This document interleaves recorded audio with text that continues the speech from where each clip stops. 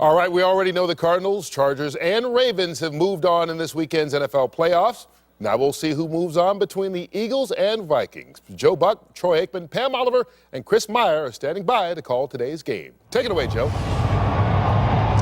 All right, Kurt, thank you very much, and welcome to the end of Wild Card Weekend around the NFL. And now welcome to the Metrodome here in Minneapolis, and this matchup between the Minnesota Vikings, who won the NFC North, and they've won 7 of their last 9 games, taking on the Philadelphia Eagles, who needed everything to break their way on that final Sunday of the regular season. It all broke their way, and then they took apart the Dallas Cowboys.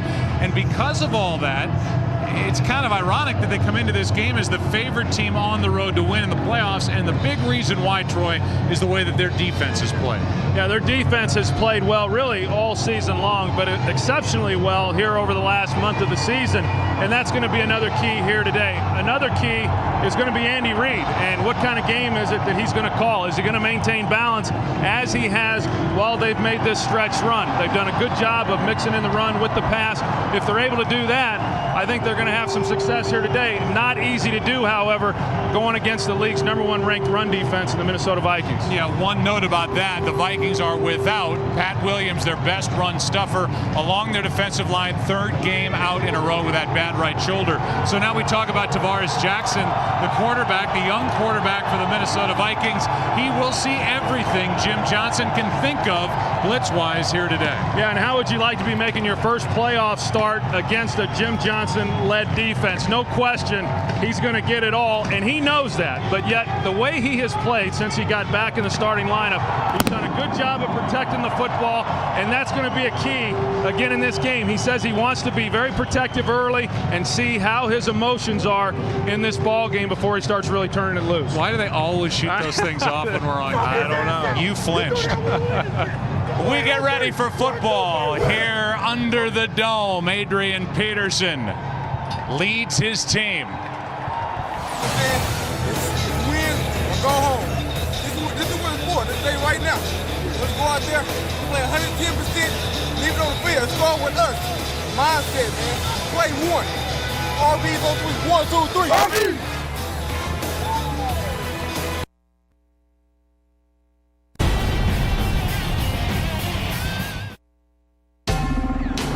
Fox Sports welcomes you to the following presentation of the National Football League.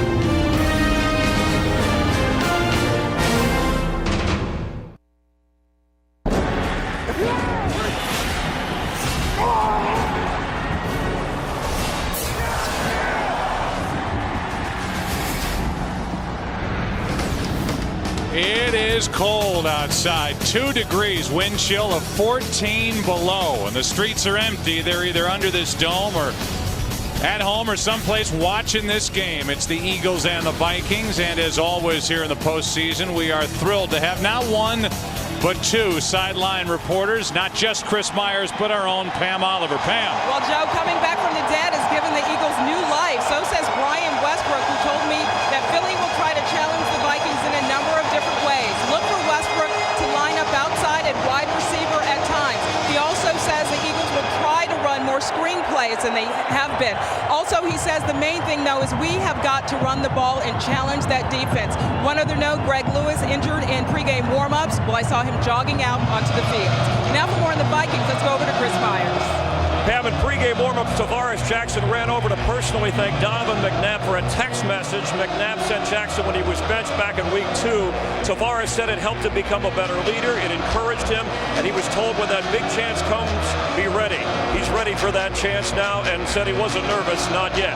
Adrian Peterson, more annoyed that people are talking about his fumbles than his leading the league in rushing, held the ball tightly in practice all week and closer to his body. In fact, he carried the ball to and from meetings and to and from the building to get a better grip.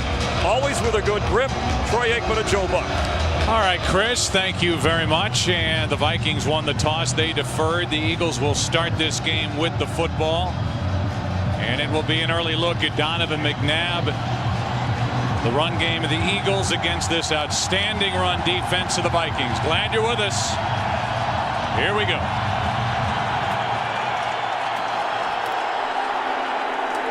Quentin Demps, the rookie on the return. Not much. Dragged down around the 11, a 13-yard return, and Eric Frampton downfield to make the play.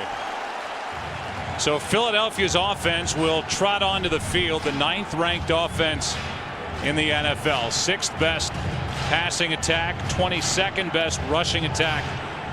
And since the benching, which happened on the 23rd of November at Baltimore, Donovan McNabb and this offense with that hiccup in Washington, they have really played well. And we heard Pam's report on the text message that Donovan sent to Tavares Jackson after the benching and visiting with Donovan McNabb.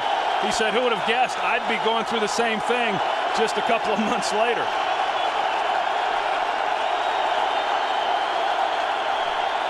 Starting in the shotgun, and the pass is out of the reach of Deshaun Jackson. Jackson was open, and Donovan McNabb threw way too high, incomplete, 2nd and 10. Brian Robinson making the start because Ray Edwards, the normal starter, is down with an injury, just comes untouched off the edge. You know, a lot of the quicker drops that the Eagles are going to employ, they're going to allow them to be blocked one-on-one on the outside, but that time Robinson had nobody blocking him. Handoff is to Westbrook, and he loses yardage. Ben Lieber made the play.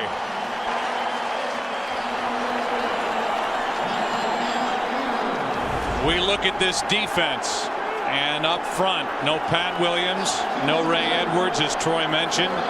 The linebackers, and one of the better young linebackers in the game, Chad Greenway. Chad Greenway and Ben Lieber both very active at the linebacking position. Both good cover guys, both good at blitzes. 3rd down and 12.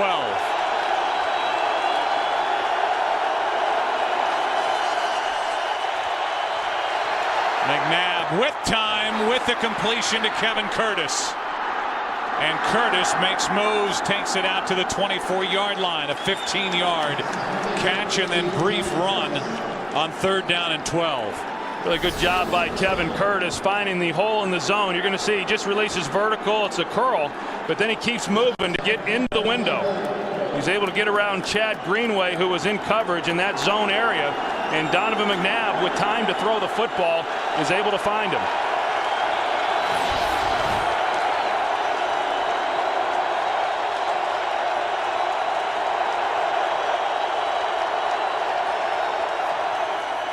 Handoff is to Westbrook. Greenway on the stop, a gain of 2.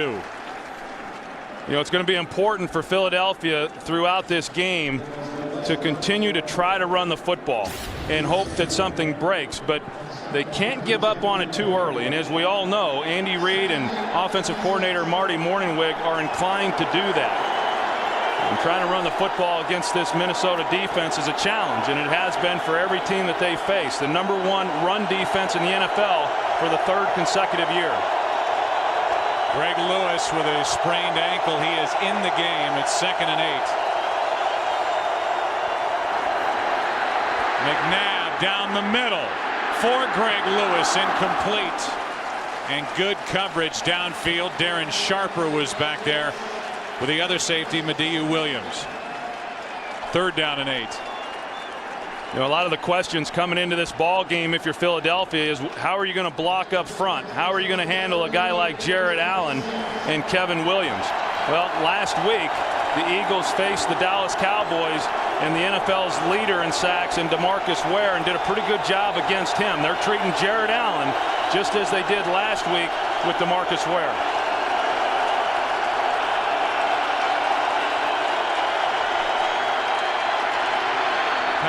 Is to the sideline and caught by Brent Selleck. Depends on the spot. Selleck making another start in place of the injured L.J. Smith, out with a bad shoulder. And we'll see where they place the football and if it's enough for a 1st down. Yeah, that's going to be close. It looked like where they were spotting it, it might be a little bit short, and then you wonder, well, Brent Selleck's got to know how far he's got to get in order to pick up the 1st down. If he pushes that another step, another yard, then it's an easy 1st down.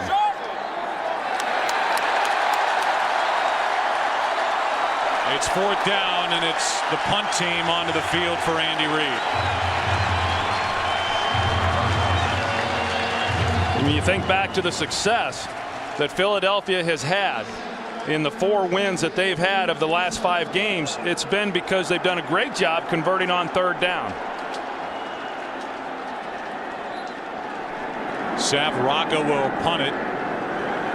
Bernard Berrien, the high-priced receiver returner who was brought here from the Bears during this past offseason, is waiting deep.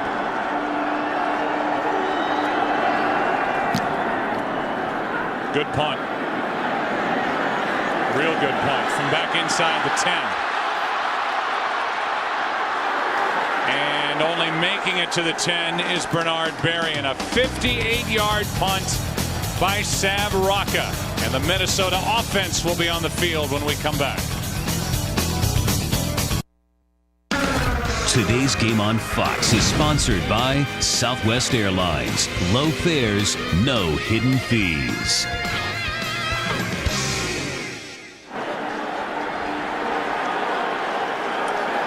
The Minnesota Vikings with their first possession of the day.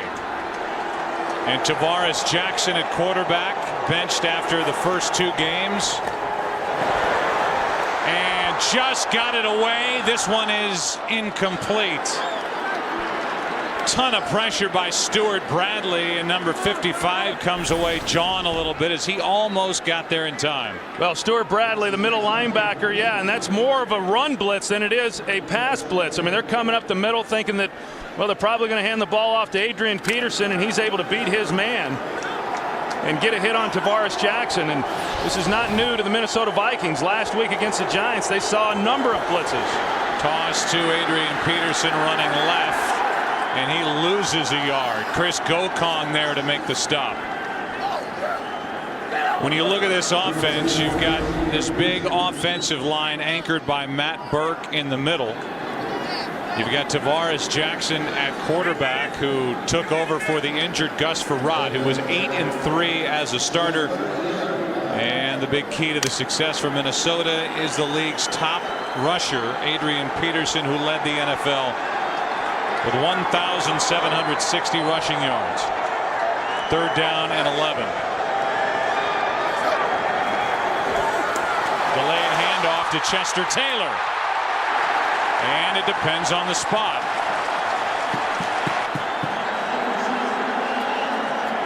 Chris Clemens made the tackle.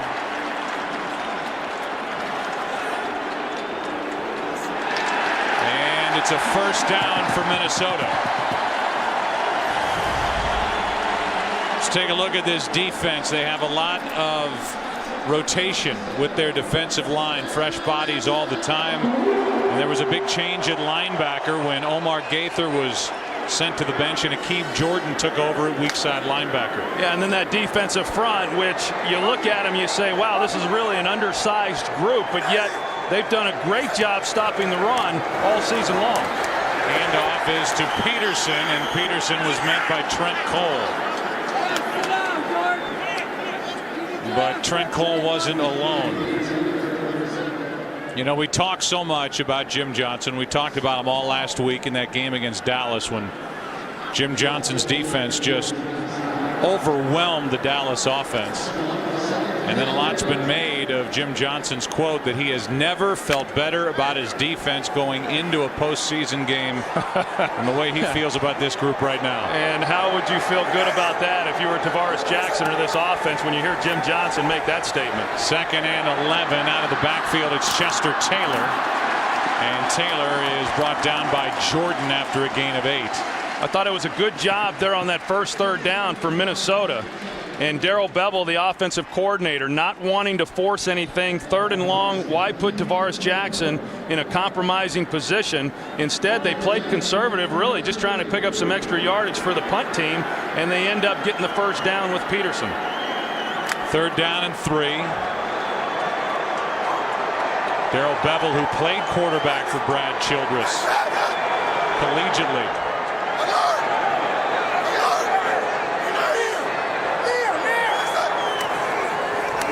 Off to Taylor. Chester Taylor makes it to the 30, and again it depends on the spot. Stuart Bradley and Trent Cole in there on the stop. And it looks like they've marked Chester Taylor short of the 30-yard line, and the punt team will come on for the Vikings. I think that's a pretty good series, though, overall for Minnesota. I know Brad Childress, in talking with him, he kept stressing, as he had throughout the week, to Tavares Jackson, it's okay to punt. And you could tell, very conservative there in the play calling, and that's okay. You never know how a young quarterback's going to come in these type of conditions and circumstances and what's at stake in a playoff game, and let the game come to him. And that's what they've done, but they were able to move the football at least a little bit, so they're able to regain field position after this punt. However, covering punts has been a problem for Brad Childress's team. They've allowed 4 punt return touchdowns this season, which is tied for the most all time. 59 Giants and the 92 Falcons. Kluwe punts it. Deshaun Jackson is waiting for it. Booming kick from just outside the 10. Jackson has room to run. The punter Kluwe is in his way. Jackson gets around Kluwe and is down inside the 30 as the punt coverage team struggles yet again. 62-yard return by Deshaun Jackson, just 6 yards shy of his season high, and the rookie puts the ball inside the Minnesota 30. Yeah, and so much for field position. You see, I mean, it looked like Minnesota had a chance there to make a play on him and bottle him up, but they just weren't able to do it. He's able to bounce back out to his right, and because of his speed, I mean, Deshaun Jackson is one of these guys with tremendous athletic ability. He's got tremendous speed, and he's able to outrun everybody up the right sideline. Both Buckhalter and Westbrook in the backfield with McNabb. And the handoff is to Westbrook, who pushes the pile to the 25, picked up 2. You know, so many times you get into a game like this, and you know, when you start really analyzing exactly what's going to happen or what's not going to happen, you focus on the offensive side of the ball or you focus on the defense. And a lot of times in these tight games, playoff type games, then the special teams ultimately is what kind of tilts the balance in one favor or the other. We saw that definitely on display last night with Cyphers of the San Diego Chargers and what he did against Indianapolis. 2nd and 8. Play action from McNabb. Allen doesn't get to him until now, and McNabb gets back to the line of scrimmage. Jared Allen, who was the big acquisition, the trade in April, was given a huge deal then after being traded here, and he rewarded the Vikings with 14.5 sacks. And he's just not able to quite get there, but he does put the pressure on McNabb, and then there's some help from others along the way. And you know, Jared Allen has brought some real toughness. Clearly he's brought a ton of emotion to this defense. What a pickup he was. McNabb lost half a yard on that scramble in the end, so it's a sack for Allen, and it's 3rd down and 9. A blitz, McNabb's in trouble. Penalty flag is down, and the pass is dropped by Avant.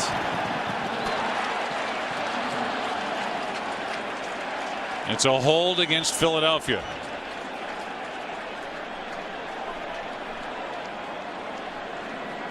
Holding offense number 67. This penalty has been declined. Result of the play, 4th down. So the Vikings decline the penalty, and we'll have roughly a 44-yard field goal try coming from David Akers. That call against Jamal Jackson, Philadelphia center.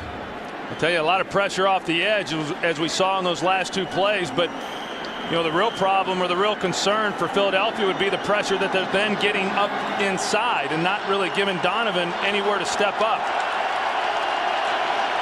Officially a 43-yard try for David Akers, and Akers drills it. Those 3 points set up by the punt return by Deshaun Jackson. Minnesota defense, a nice job to hold Philly right there. 3-0. Eagles on top.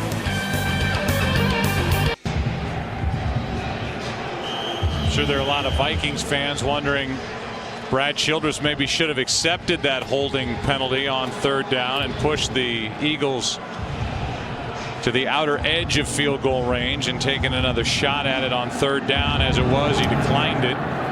Akers hit from 43, and now Maurice Hicks, who had a good day returning kicks last week against the Giants, gets it out to the 22. Hard to believe that with the temperatures outside, anybody at any part of the Twin Cities needs a fan on this Sunday, but they do on the Eagles bench. 3-0 Philly.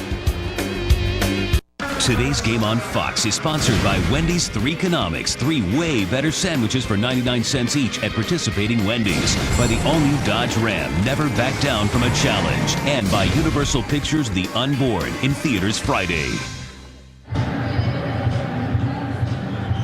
Second possession for Minnesota. First time they had it. Went 19 yards, picked up 1 first down. Peterson carried it twice. Each carry was for -1 yard. Starting at their own 22. And the handoff is to Adrian Peterson. And so far, he's not had much room to run. Picks up 3. They're going to whistle the ball dead. Peterson was down. And we look back on the Vikings season review. The big money players brought in Jared Allen and Bernard Berrien. Tavares Jackson is benched after an 0-2 start. Then Gus Frerotte went to work. Part of his 8-3 winning record was that victory over Chicago. Won 5 of their last 6, and Adrian Peterson won the rushing title. And Adrian Peterson is now down on the field. The ball popped out. They ruled him down and that there was no fumble, but they're checking on Adrian Peterson, who is the franchise here in Minnesota.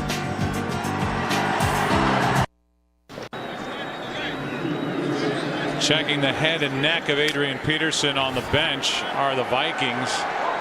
Got that hit up high from Brian Dawkins. Almost fumbled. Looked like his knee was down right when the ball popped out. And so it's 2nd down and 8. And the handoff is to Chester Taylor. Nice move, and Taylor is out to the 29-yard line. Picked up 5, and we go back to that hit on Adrian Peterson by Brian Dawkins, who almost forced another fumble. He forced 2 last week in the Dallas game. It went for touchdowns, and Brad Childress wants to make sure that Adrian Peterson is okay. Made him go sit down and have the doctor check on him. It's 3rd and 3.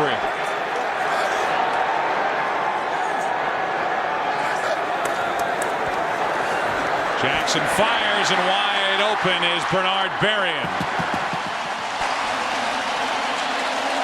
Out to the 38, and another Minnesota first down.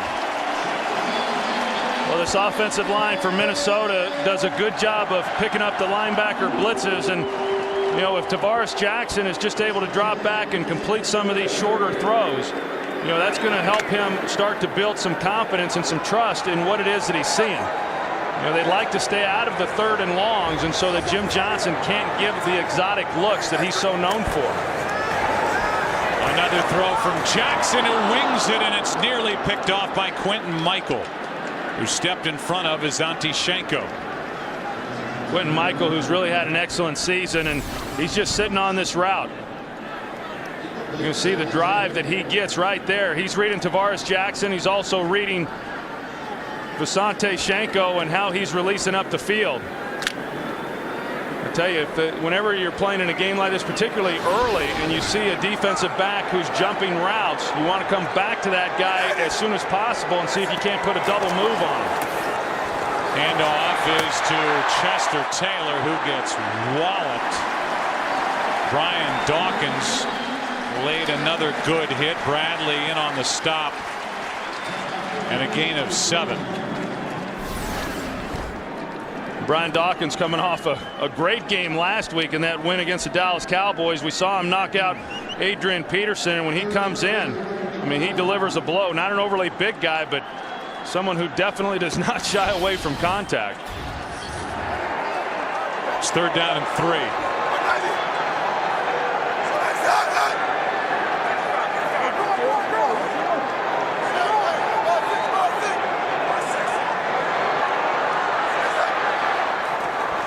just got it away. Jackson throws and completes. Bobby Wade. 11 yards and a Viking first down. Let's go down to the field and Chris Myers.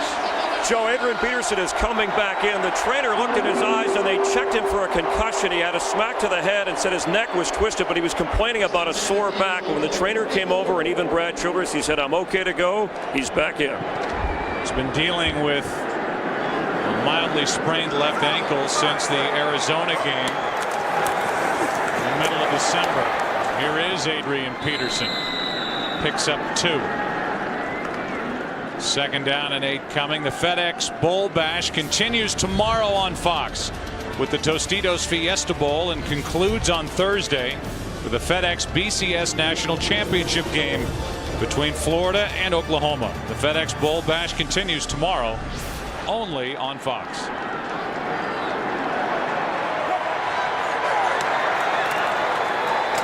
Jackson setting up a screen and he overthrows Peterson. Go back to when we were showing the year in review here for the Minnesota Vikings and the benching of Tavares Jackson after the second game. And in talking with him just the other day, he acknowledged that he just put a lot of pressure on himself coming into this season. And all of the people that talked about what kind of year the Minnesota Vikings were going to have coming in, they said, well, this is a team that's capable of making it all the way to the Super Bowl, and it's all dependent on how well Tavares Jackson plays. And knowing that was being said, he said he added a lot of pressure on himself, and that led to some of the struggles that he had during those first 2 weeks. Play clock is down to 1. Jackson throws out of the reach of Sidney Rice. And now it's 4th down, and the punt team will come on for the Vikings.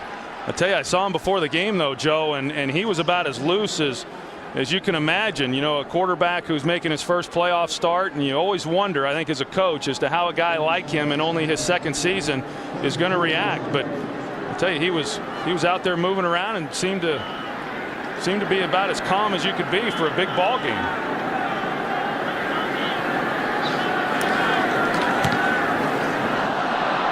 Kluwe hits it, and we'll see where they mark it. They're going to mark it at the 16-yard line. That's where the Eagles will start with it. Just a 26-yard punt. Philly has the football and a 3-point lead.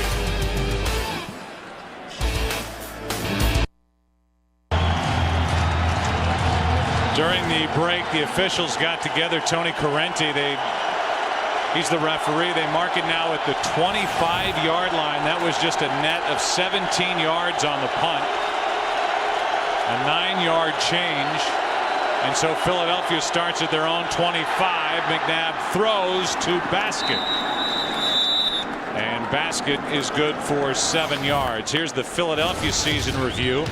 Deshaun Jackson with 203 all-purpose yardage in his debut against St. Louis. He's had a great year. McNabb benched at the half, week 12 against Baltimore, and then resurrected. McNabb, a 4-1 finish for the Eagles, and it ended with that mauling of the Dallas Cowboys to secure a playoff berth and stamp their ticket for Minneapolis.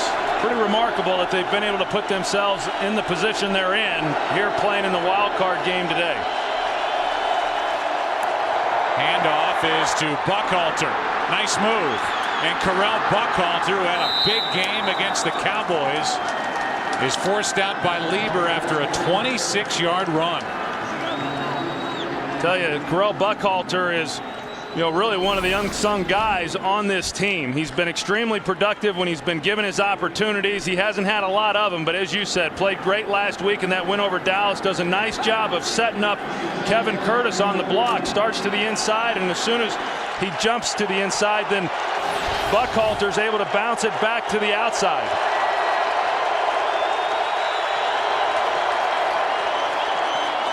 Handoff is to Buckhalter, and this time picks up a yard. Last 2 plays, Torrey, they've lined Westbrook up wide to the outside. That last one he was in motion.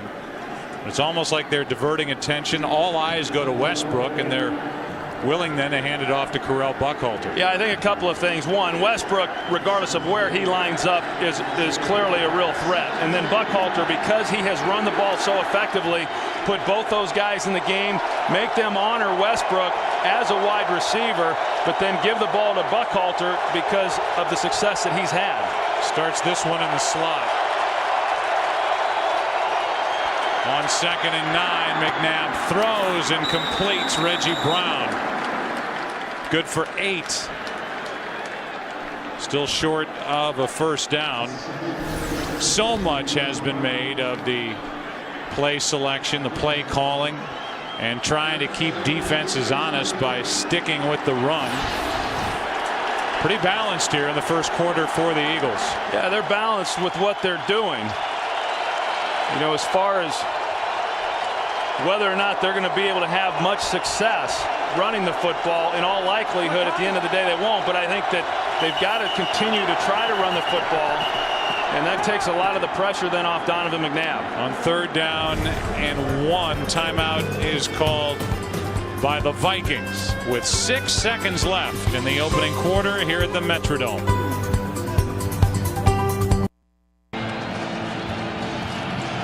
Ben Lieber, who's wearing the communication helmet and directing this defense, could not hear the call from the sideline. And so with that confusion, the Vikings on 3rd and 1 called timeout. And Lieber was not getting the call from Leslie Frazier, who is on the list for a couple of different teams, it would seem, to interview for a head coaching position here in the next couple of weeks. 3rd and 1. A blitz out of the backfield. It was Westbrook off his hand, incomplete.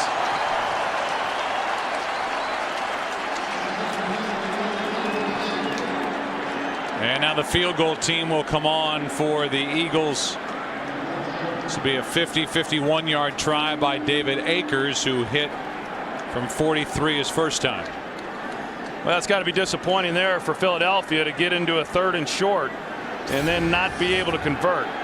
You know, pretty good indication there as to, you know, how confident, or the lack thereof, of being able to pick that up with their running game and trying to swing one out to Westbrook. 51 yard try.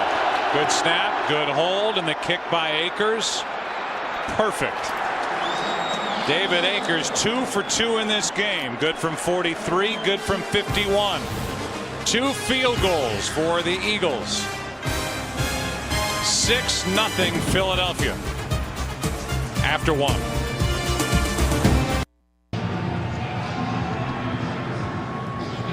Philadelphia Eagles have been held to 2 field goals. Pretty good field position by that good Minnesota defense. And so a 6-0 game, and David Akers, who's coming off a record-setting year, drills it for Philadelphia with Maurice Hicks on the return. Hicks gets it across the 20 to the 22, and that's where Tavares Jackson and the Vikings will start with it. I'm Joe, that's Troy, and I would say it hasn't been overwhelmingly great, but so far pretty good for Tavares Jackson in this offense for Minnesota. Yeah, I think it's a lot of probably what we expected, or what Brad Childress expected. And I think you come into a game like this, and they've been somewhat protective of him over the last 3 weeks, but particularly in a game like this, you know, just kind of let him settle in. I would think now as they move through this second quarter and certainly into the second half that they'll open things up a little bit more for him. But a good job by that Minnesota defense holding it to 2 field goals.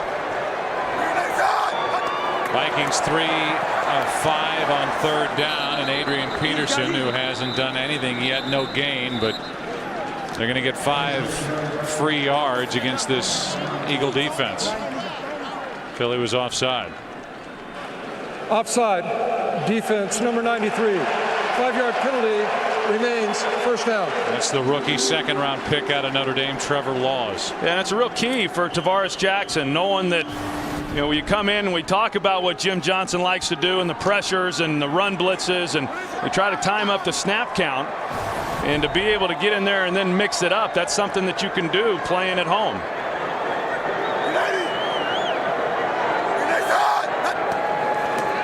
First down and 5. Jackson in trouble, just throws it away in the direction of Kleinsasser. Jaquay Parker with pressure in the face of Tavares Jackson. You know, getting ready for this ball game, Joe, and looking back at what the Giants did, it was really pretty amazing how many blitzes they ran. In fact, Brad Childress talked about it, you know, right from the first snap, and there is some carryover in knowing Steve Spagnuolo, the defensive coordinator there for the New York Giants, and having worked under Jim Johnson. But Jim Johnson is really, really good at always having one or two new wrinkles that this team hasn't seen before on film. Here is Chester Taylor, and he loses 1.5 yards.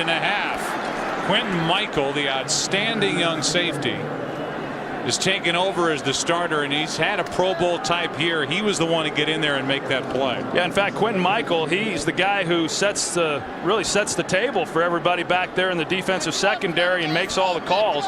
And Jim Johnson said that, you know, he's been a great leader for this defense, and it's allowed Brian Dawkins really to do what he does best, and that's just fly around, go after the ball, and make plays. It was 1st and 5. Now it's 3rd down and 6.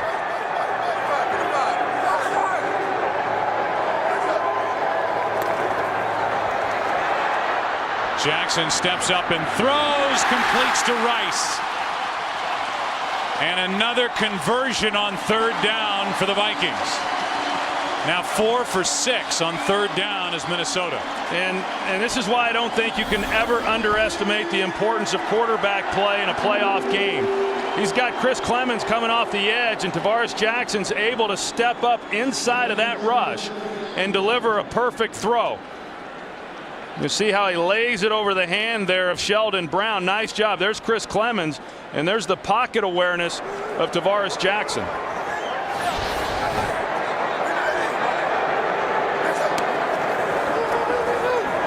Jackson slings it. The pass is caught by Schenko. This is a Minnesota offense, Troy, that averaged basically 26.5 points per game their last 11 games, which was the 5th highest total in the NFL. Tavares Jackson, a quarterback rating of 115.4 in December. That was the 3rd highest in the NFL. It's all kind of come together here offensively for Minnesota. Well, you can't argue with the way that he has played, and I think he's played a lot better than what he has gotten credit for. He's going to air it out downfield for Berrien, and this one incomplete. Dawkins was the closest one to it, and now it's 3rd and 3. You know, I thought it was interesting in talking with Jim Johnson about, you know, what the keys to this ball game were. You're going to see Bernard Berrien, and that's what the Vikings like to do. Once they get things going and then take the shot, nobody's caught more big balls this year than what Bernard Berrien has. But, you know, surprisingly, you'd think getting ready to stop this offense, you'd say, well, we got to shut down Adrian Peterson. Instead, Jim Johnson said, really the key for us is getting to Tavares Jackson. And then if we can do that, then secondly, we'll worry about Adrian Peterson. Jackson throws, and the pass is broken up by Sheldon Brown, and a penalty flag comes in. Andre Allison, the intended receiver, and a late flag was thrown for the coverage by Sheldon Brown. Pass interference, defense number 24. Automatic, 1st down. So now Minnesota gets a conversion on 3rd down because of penalty, and this one's on Sheldon Brown. And Sheldon Brown, he's sitting on the route, and you can see he gets him to look like with his left arm and then turned him. You know, pretty good ball placement there by Tavares Jackson. I think it was a good call. Toss to Adrian Peterson. Eventually dragged down by Bradley, a gain of 6. Peterson has been able to do some amazing things in 2 years in the NFL. Over 3,100 rushing yards in his first 2 years in the league, and he has the 4th best total after 2 years in the history of the NFL. The problem is, like Chris Myers was talking about before kickoff, the fumbles is really the only chink in his armor. He has fumbled 9 times this year, 5 times during the month of December. Peterson picks up 2. And that is a problem. I mean, I know that as Chris Myers said, that Adrian Peterson isn't happy that he's had to talk more about that than he has the fact that he led the league in rushing this year. But there's not many coaches, I know, and having been in the league for quite a while myself, there's not many coaches in this league that will tolerate a running back that fumbles. Asante Samuel, who's been bothered by a bad hip, is down.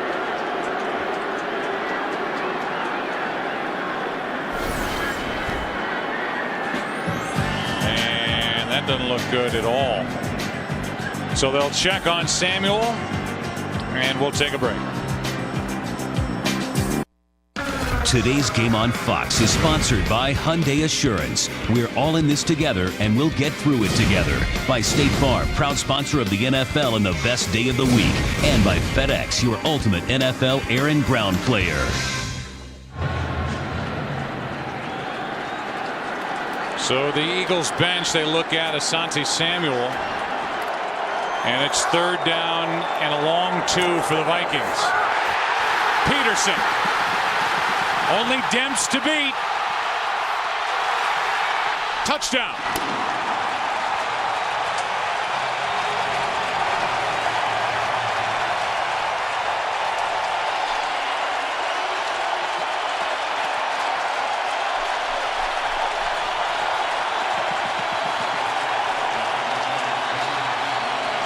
Well, Jim Johnson knew that Adrian Peterson was going to get some yards, but he did not want to give up the big play, and it didn't look like Adrian Peterson even got touched when he went through the line of scrimmage. And then once it's on the outside, it's a foot race, and there's just not many people, even with angles, that are going to be able to get to Adrian Peterson.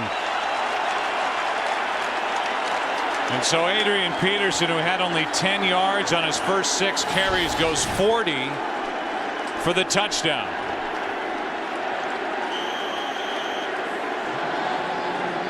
And with Longwell about to tack on the extra point, the Vikings have their first lead of the day. The home run hitter for the Minnesota Vikings, Adrian Peterson, just went deep. Touchdown Vikings, up by 1.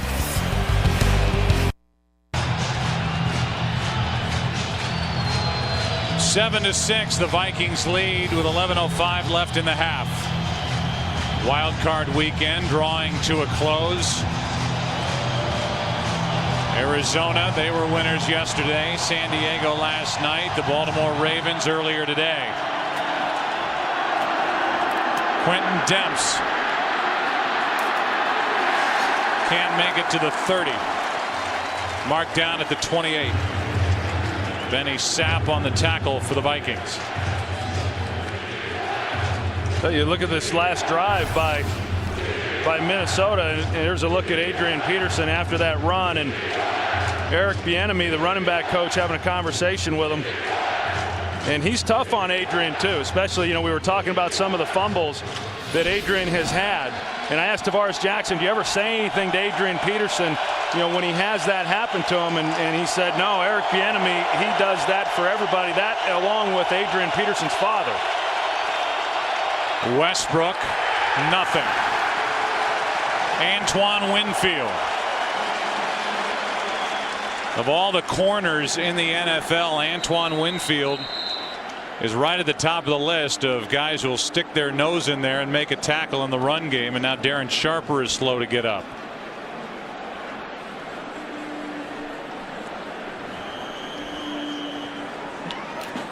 The veteran strong safety cannot get to his feet. We'll take a break with 10:44 left in the half. Today's Game on Fox is sponsored by Burger King. Have it your way.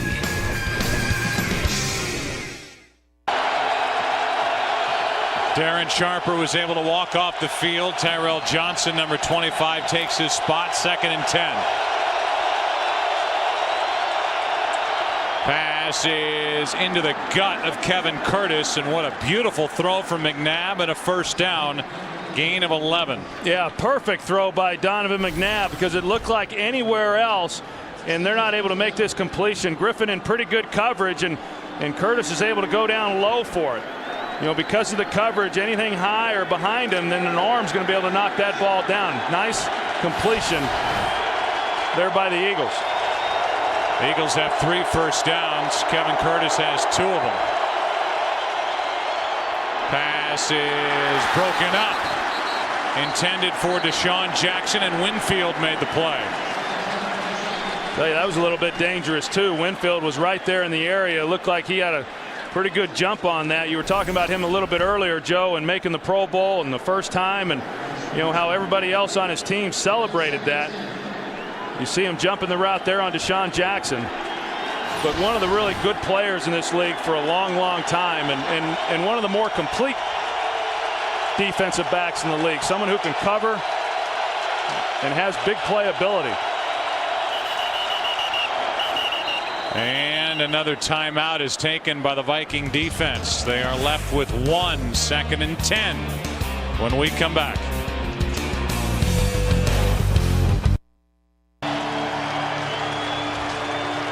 Some confusion at the linebacker level prior to that last play. Lieber and Greenway. And it was Ben Lieber who took the timeout. So 2nd and 10. Vikings have 1 timeout left in the half. Minnesota up by 1.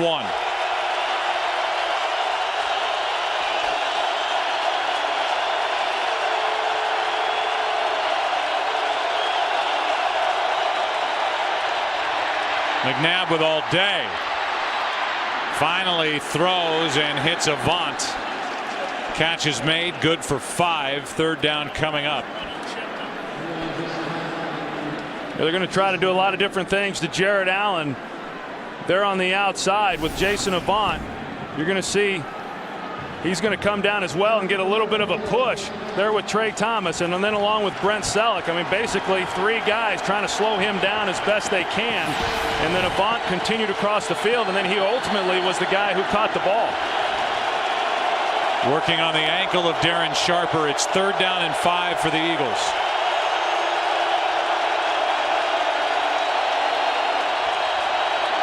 McNabb throws sideline. Deshaun Jackson, the rookie, with a catch. And for a guy who 2 weeks ago dropped a couple of heartbreakers for the Eagles at Washington in a 10-3 loss, he makes the catch. Perfect throw out of bounds at the 21.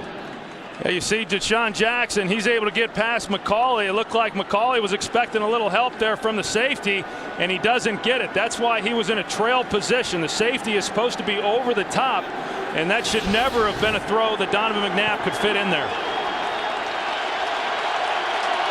He did. Good for 34 yards. 1st down at the Minnesota 21. Back to the run game, and it's Westbrook, who to this point has not been much of a factor. That was good for 3 yards. This for Donovan McNabb is his first postseason game since Super Bowl 39 at Jacksonville. Threw 3 interceptions that day. Eagles did not make the playoffs in 05. Torn ACL kept him out of the playoffs in 06. Jeff Garcia was the quarterback of the Eagles then. Last year, Philadelphia did not make the postseason. So here he is, guiding the Eagles into the red zone for the first time today. 2nd and 7. Handoff to Westbrook. One of his better runs, 2 yards shy of a 1st down. Ben Lieber on the tackle for the Vikings. You know, I know Minnesota was disappointed that they weren't going to have Pat Williams. You know, they're in the middle. He missed the previous 2 games, the last 2 games of the regular season, and those were against Atlanta and the New York Giants. Against Atlanta, they did a pretty good job in shutting down the run. They struggled a little bit last week against the Giants. Right now, so the Eagles have had a little bit of success when they've run the ball. That last one, you know, they're inside where normally it's manned by Pat Williams. 3rd down and 2. A blitz. McNabb guns it, and the pass is incomplete. Kevin Curtis, the intended receiver, and back onto the field comes the field goal unit for the Eagles. Well, Kevin Curtis on the outside working against Griffin, and you know, slips, but I'm not so sure there was enough there anyway. Good play by Cedric Griffin, knowing that he had the end zone, the end line to protect him. and was able to position himself pretty well. And right now, this has been the difference, that the Eagles have had to settle for field goals when they've gotten down here and have been unable to have much success on third downs.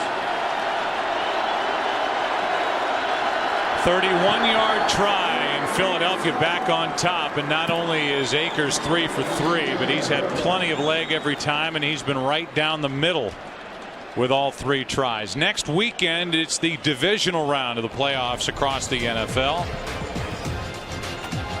Carolina Panthers will be involved. The New York Giants, the #1 seed, and we'll be on the air at Fox Saturday night and early on Sunday.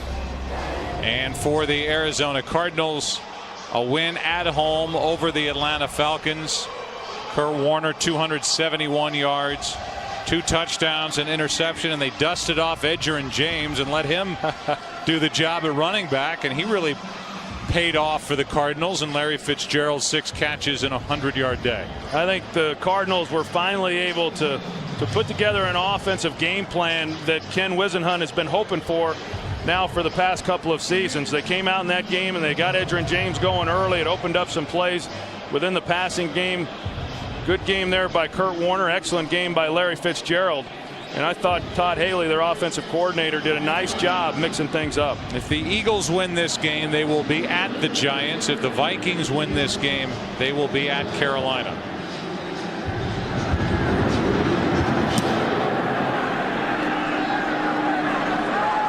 Maurice Hicks from inside the 5. Wow, what a hit by Omar Gaither. And a 25-yard return by Maurice Hicks. Under 7.5 to play in this first half, and we go back to that hit. It was delivered by Brian Dawkins on Adrian Peterson. Went to the sideline for a few plays. Really hadn't done anything, and that's typical of Adrian Peterson. Chip away, he'll lose a couple yards on a carry here, lose a couple there, and then all of a sudden, bang, he drills you for a 40-yard touchdown run. Yeah, and it's the bang that Jim Johnson doesn't want to see any more of. You know, there's already been one. He says, hey, we're okay with the 3-yard runs, the 4, occasional 5, but we cannot give up the big run. So Asante Samuel back in there for Philadelphia as Adrian Peterson carries it for 6. Akeem Jordan on the tackle for the Eagles. I think that's the uniqueness of Adrian Peterson, though, Joe, is that, you know, he is that guy who it seems that every week there's a run like what we just saw, to where he'll get out in the open and he'll have a big play and a big run, and when you have a guy like that, then you're able to get points off of your running game. Generally, teams that run the ball as much as Minnesota does has a hard time scoring a lot of points. Over the middle, pass incomplete for Kleinsasser. With Bradley on his back. 3rd down coming up. As it was, Peterson had the bang with a 40-yard touchdown run. His 8th career touchdown carry of 40 or more yards. And after showing the ball to Quentin Demps, he almost didn't get into the end zone, but got in and gave the Vikings their longest touchdown run in Minnesota playoff history. But it's 9-7 Eagles, 3rd down and 4 for the Vikes. Jackson hit as he let it go, and it's intercepted by Asante Samuel. Samuel gets a block and gets the touchdown.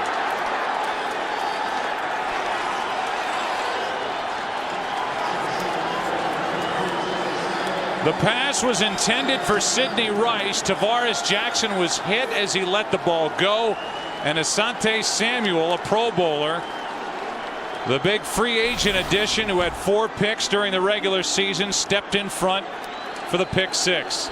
Yeah, they get pressure in his face, and then he's trying to throw the out route, and Asante Samuel's cluing him the entire time and just jumps it. One, it's a ball that was thrown behind him, probably because of the pressure, and Chris Clemens just upends Tavares Jackson on the other end. Play, unsportsmanlike conduct against Philadelphia for excessive demonstration after the touchdown. This 15-yard penalty will be assessed on the kickoff. That for Asante Samuel is his 8th career interception, for a touchdown. 4th during the postseason. We saw the hit there on Tavares Jackson. It looked like he left his feet, which is the last thing you want to do, and had a pretty good fall there on his back. Akers hits the extra point, and in a blink it's 16-7. And that's really, Troy, what we came on the air talking about. Tavares Jackson, what he was told by his head coach Brad Childress during the week. Don't force it. As now Jamal Jackson limps off the field, but don't force it. These guys are going to throw everything at you. It's okay to punt. Well, he forced it a little bit here, and Asante Samuel was waiting for it. Yeah, and you see that the ball was thrown behind him by a lot. I mean, that was a big miss, and yeah, he had some pressure, but I think it was just more a result of a poor throw. And as we saw, Asante Samuel, he's got his back to the sideline and he's cluing the quarterback. And so as soon as he sees Tavares Jackson set up to deliver the football, he's now jumping it. And right now, I think if you're Minnesota, we've seen now Philadelphia jump a few of these routes, and they've got to run some double moves. They got to get these defensive backs off of these receivers. Now, Sidney Rice is not a guy with great speed. Asante Samuel probably has looked at this and knows, so he wasn't threatened as he would be by a guy like Bernard Berrien. Before the game, talking to his head coach about his hip, then we saw Asante Samuel go down, and the word was that he re-aggravated the hip injury, came back in, and he was good enough to get the interception and turn it into a quick touchdown. And that's why he was brought in. You know, I mean, you think back to last year, the one thing that the Eagles were unable to do is really create takeaways, and Asante Samuel was brought in because of his playmaking ability and just had a big one. Having a kickoff from the 15 after the penalty. Here is Hicks, and he gets to the 35. We would like to send our greetings out there to those who are watching this game overseas on the American Forces Network. We certainly appreciate all the sacrifices that all of you make for our country day after day. And Asante Samuel is back into the huddle, and the Philadelphia defense is back onto the field, and now Samuel heads out. When they take Samuel out, the Eagles have been going to 3 safeties, where they have Quentin Demps come in to join Quentin Michael and Brian Dawkins. On first down, the handoff is to Peterson, and Peterson is swallowed up, loses a yard.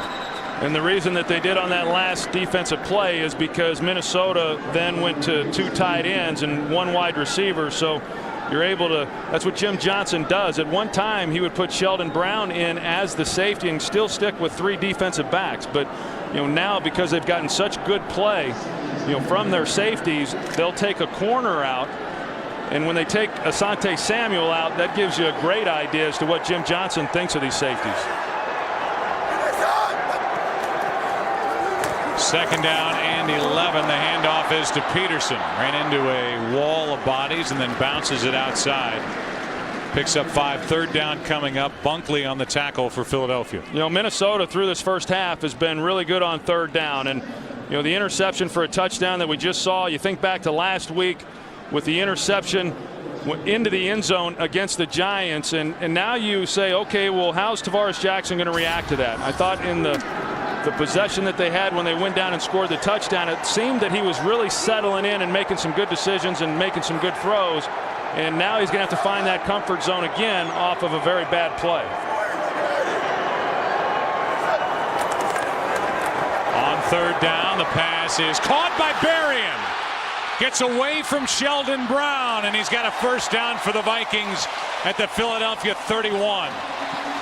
A laser throw from Tavares Jackson, good for 27 yards. And good coverage by Sheldon Brown. You're going to see that Bernard Berrien just wrestles him for this ball, and a ball that was put on him, and a good catch by Bernard Berrien. You know, I said it before, but you know, so many times when you think of Bernard Berrien and his big play ability, it takes away from really what he is about as a receiver. He's a very good route runner, and as we saw, a nice job competing for the football. Handoff is to Peterson, and Peterson gets back to the line of scrimmage. First guy there was Quentin Michael. You know, pretty remarkable right now in the success that Minnesota has had, you know, on third downs. And One of the reasons why Philadelphia has been so good and has been as dominant as they have been on both sides of the ball has been because their defense has stopped people on third down and their offense has converted. But neither side has been good today. 6 for 9 on third downs are the Vikings. Philadelphia defensively on third down was allowing 32% conversions, which was the second best mark in the NFL, as Bobby Wade makes the catch, and Wade has enough for a Minnesota first down. Well, I like what I'm seeing right now from Tavares Jackson. I mean, he's very poised, obviously upset about the interception, but he comes right back on this series and has made some very nice throw. Bobby Wade doing a good job of finding the zone there, and Tavares Jackson putting the ball on him. This is a nice possession right now for Minnesota. Handoff is to Chester Taylor. Taylor picks up 8. Stuart Bradley on the tackle, and the Vikings are answering the defensive touchdown turned in by Asante Samuel. And I think Minnesota is very fortunate to have a guy like Chester Taylor, you know, to come in and spell Adrian Peterson from time to time. A guy who a couple of years ago had 1,200 yards rushing, could really start for a lot of teams around the league. But he's been a team player. Disappointed that he hasn't gotten more carries this year, but a great asset for them, especially on third downs. 2nd down and 2. Handoff is to Taylor. Sets up 1st and goal at the 6.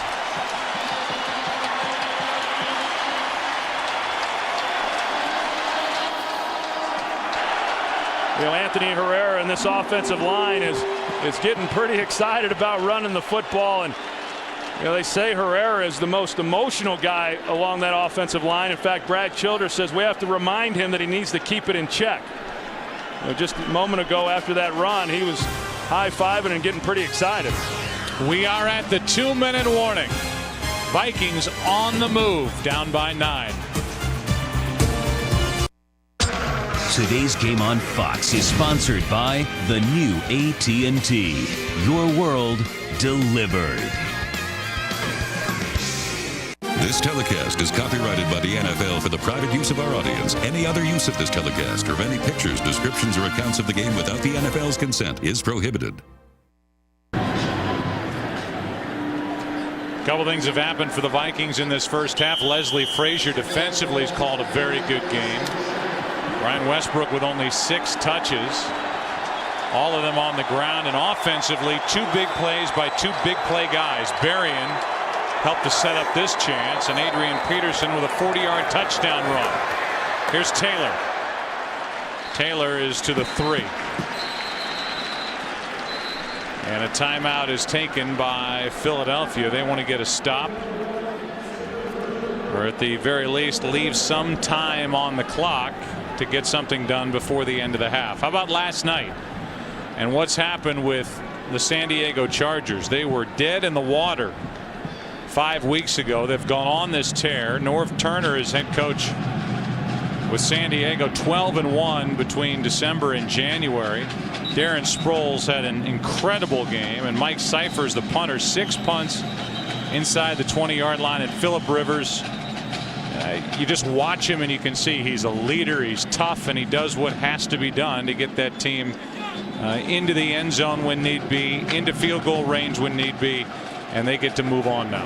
Yeah, congratulations to the Chargers, and they've been in playoff mode now for several weeks, and I agree with you on Phillip Rivers. How he didn't make it into the Pro Bowl is really beyond me, but he was sure spectacular last night, as was Darren Sproles.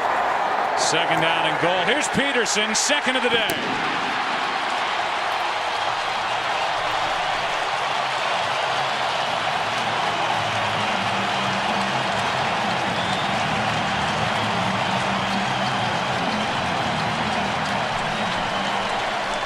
What an impressive drive put together by the Vikings after the interception for the touchdown.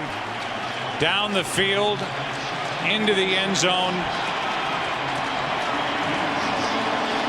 9 plays, 64 yards, and 4:43 off the clock. And down by 2. Well, it's off tackle to the left side. That's the strength of this offensive line behind Steve Hutchinson, Bryant McKinney, and then you add to that Jim Kleinsasser there at the tight end position, and you see he's able to push his guy out and create a pretty good lane there for Adrian Peterson. This offensive line doing a good job here in this first half, running the football against a defensive unit that's been pretty stingy all season long. Adrian Peterson, 12 carries, 66 yards, 2 touchdowns, averaging 5.5 yards per carry. First Viking to win the NFL rushing title. Outrushed single-handedly the entire Philadelphia Eagles team. You see that bottom note, that's their other big play guy, burying the 27-yard catch to help set it up. Now the Eagles, with 2 timeouts left, will have a chance to get the ball down the field and make something happen on offense. Saw Andy Reid in his 10th year with the Eagles, 7th time he's been in the playoffs. Andy Reid has never lost a playoff opener, 6 for 6. 5 divisional titles, had the streak of 4 straight champions. Frampton made that last tackle. Tavares Jackson threw the interception. Asante Samuel took it back for the touchdown, but then Troy, this has to make Brad Childress feel good. Tavares Jackson turned right around and led his team down the field and into the end zone. And that's what you want to see from your young quarterback. When something goes bad, how does he respond to adversity? How does he come back, get in that huddle, look at the other 10 guys, knowing that he was the one who made the poor throw that led to the touchdown for Philadelphia? How does he respond? Well, he responded awfully well. Last 3 Eagle possessions have ended in David Aker field goals. And here's Avant with a catch and room to run. Picks up 13. We go down to the field, and Chris Myers. Joe McNabb may be taking advantage of no Darren Sharper. The veteran safety had injured his ankle, tried to come back in for a play, and then came back. They wrapped his ankle, put on a different shoe in great pain. He limped to the locker room. I'm about as much a doctor as Dr. Phil, but I would say he's questionable for the rest of the game considering the pain he's in. Active leader in career interceptions, not in the lineup for the Vikings. First down Philly. 1:40 left. And the running game, at least when it's been in the hands of Brian Westbrook, hasn't done much. Buckhalter with a couple of good runs. Westbrook no gain, and a timeout taken by the Eagles. Their second timeout with 1:34 left. Coming up on the Visa halftime report, Kurt, Terry, Howie, Michael, and Jimmy will have highlights from this wild card weekend. And the Fox Sports Ticker will keep you updated with up to the second stats. David Akers, just so you know, during the pregame warmups was hitting from 60 yards, which means that if you want to talk about a 60-yarder, that means getting the ball to the Minnesota 42. Well, he's got plenty of leg. I mean, there's no doubt about that. I know that the Eagles, with the amount of time that there is on the clock, they're hoping for more than that, but they'd certainly be happy if they're able to get 3 more before the half.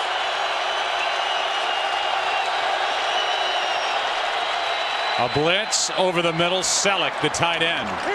And Selleck is a yard short of a first down. You got Benny Sapp a little slow getting back to the defensive side of the ball. The Vikings brought blitz. McNabb sees it and is able to get the hole in the defense. The Vikings were not set defensively. Here is a pass intercepted by Griffin. I don't understand that play call. 3rd down and 1. The defense was really not set for the Vikings, and the Eagles air it out for Kevin Curtis, and Cedric Griffin comes down with the interception. Yeah, Cedric Griffin, he was playing wide receiver on that. You see that he was in perfect position to make the play. Kevin Curtis was in the trail position and just never could get up on top. You know, I agree. I mean, they were a little confused defensively with Sapp being injured and then trying to get back to his side of the ball, and it looked like they could have handed it off, or McNabb might have been able to even sneak it for a first down. It was 3rd and short. Instead, he tries to take one down the field, and Cedric Griffin there to make a play. So now the Vikings get it with 1:10 remaining. 1 timeout left, and they will start their own 13. Handoff is to Chester Taylor.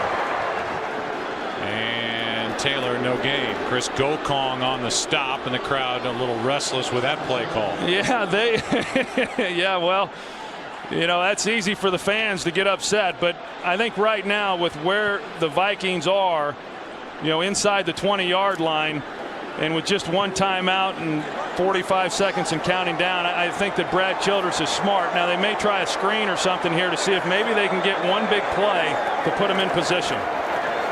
Quick setup and throw, and the pass is behind Bobby Wade. Well, now it's 3rd down and 10, and if the Eagles can get a stop here, if it's an incomplete pass or if they have to burn a timeout, they may have a chance to get something done again here before the half. Yeah, and I would be shocked if Brad Childress doesn't run the ball here. And if they weren't going to really try to go for it, they should have run the play each down, and they would have exhausted Philadelphia's timeouts, and they would have been able to run out the clock. So now they do run it. It's Chester Taylor, and timeout taken by Philadelphia. The crowd here is booing. And you're right. I mean, the 2nd down play doesn't make any sense. If you're willing to just sit on it, be down by 2 at the half, why did they throw the ball on 2nd down? Now, by leaving a timeout, Philadelphia will at least get a chance to do something before the end of the half. Yeah, and you can see by the discussion there that Brad Childress is having that, you know, I think he acknowledges that that was a mistake. If you run it there on 1st down and you don't get anything out of it, then you better run it on 2nd down and 3rd down, considering Philadelphia, you know, could run out of timeouts and then you could run out the clock. Instead, Philadelphia is going to get the ball and still have some time. And add to that, this is a Vikings team that we've already talked about is the worst punt cover team in the NFL. Deshaun Jackson has a 62-yard punt return in this game, so they'll be tested here. Kluwe hits it. Jackson on the return. And he is brought down by Greenway. A 13-yard return, 18 seconds left. And if you believe pregame warmups, and a 60-yard field goal hit by David Akers, the Eagles have to go 16 yards with no timeouts left to give Akers a chance at just that yardage. Yeah, and generally defenses in this situation, they're so inclined to try to keep the receiver in bounds that then the weakness of the defense in the zones becomes in the seams in the middle of the field. And the Eagles can exploit that and still get up and clock it and maybe have time for one more quick pass.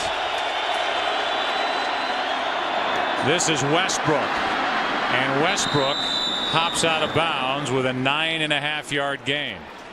13 seconds left, and now the Eagles are getting closer to that range. Here is David Akers during the pregame warmups, had plenty of leg and a little smile after hitting from 60 yards. Well, and that's not unusual. Last week we had their game with the Dallas Cowboys, and in pregame warmups he was doing the same thing.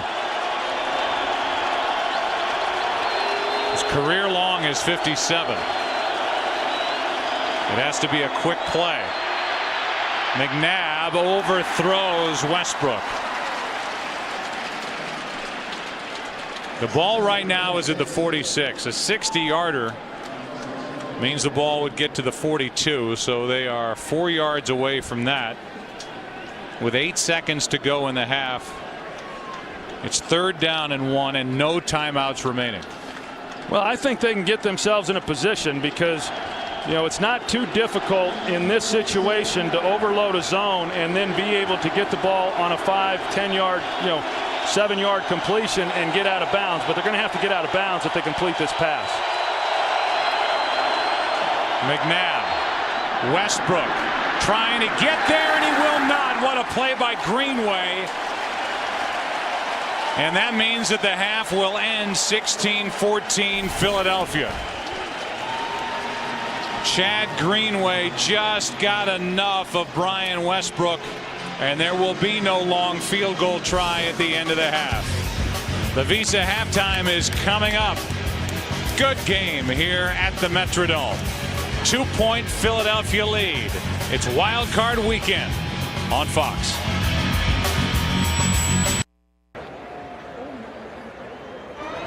The Visa Halftime Report, sponsored by Visa. No matter how you prepare for game day, Visa is the way to go. And a good one going on at the Metrodome. Tavares Jackson picked off by Asante Samuel. He takes it back 44 yards for the only touchdown the Eagles have so far, but it's good enough to give them a 2-point lead at halftime. Welcome to the Visa Halftime Report. Kurt Menefee along with Terry, Howie, Michael, and Jimmy.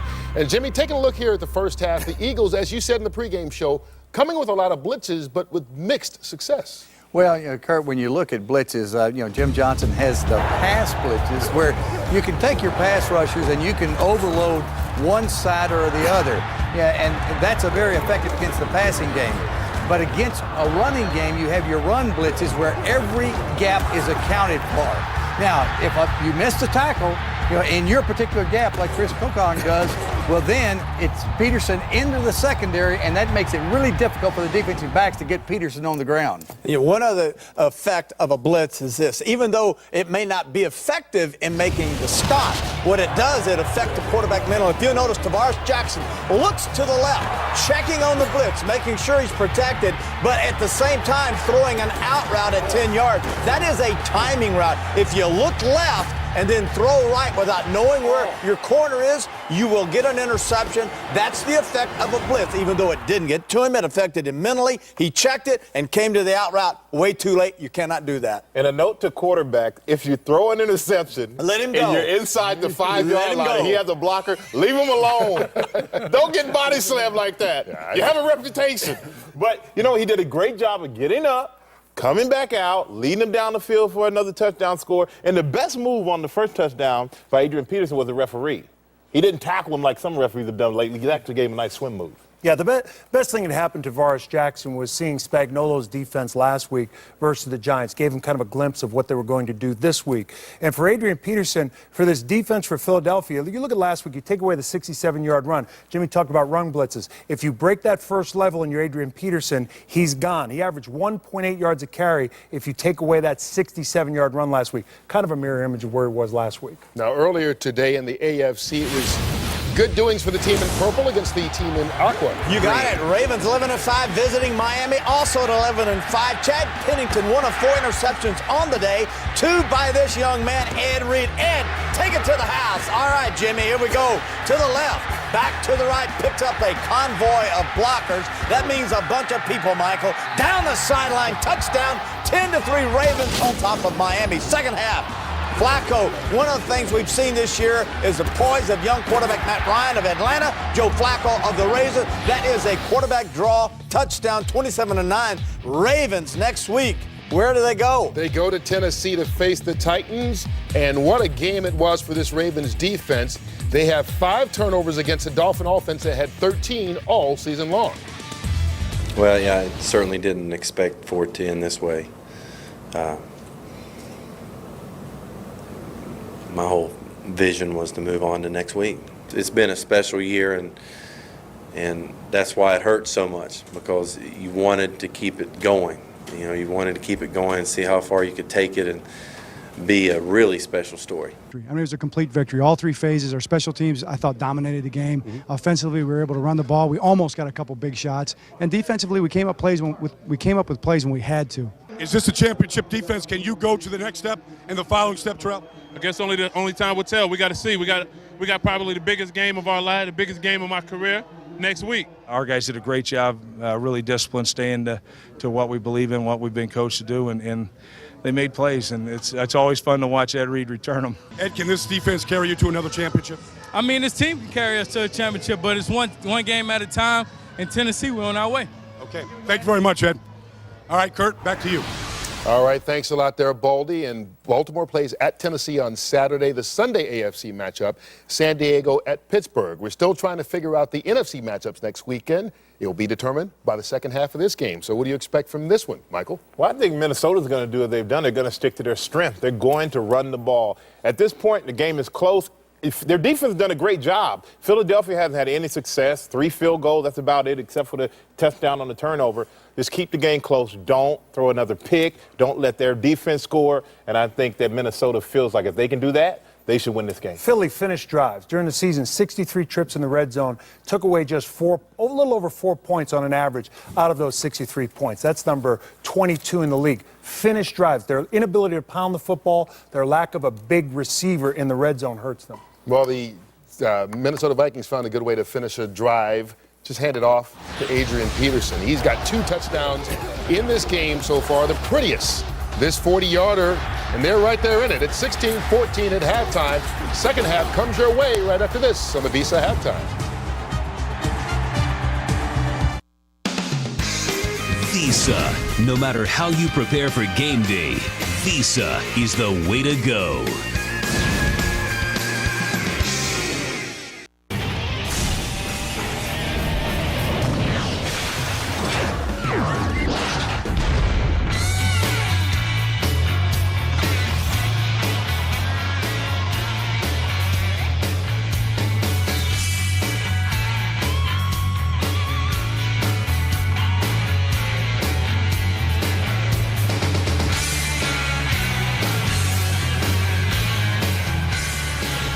Minnesota Vikings will start this second half with the football.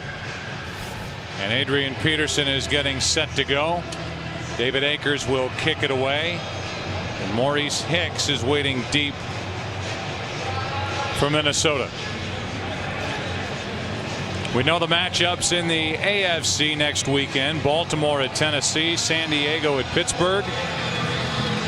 If the Vikings win this game, they will be at Carolina. If the Eagles win this game, they will be at a longtime divisional rival, New York Giants.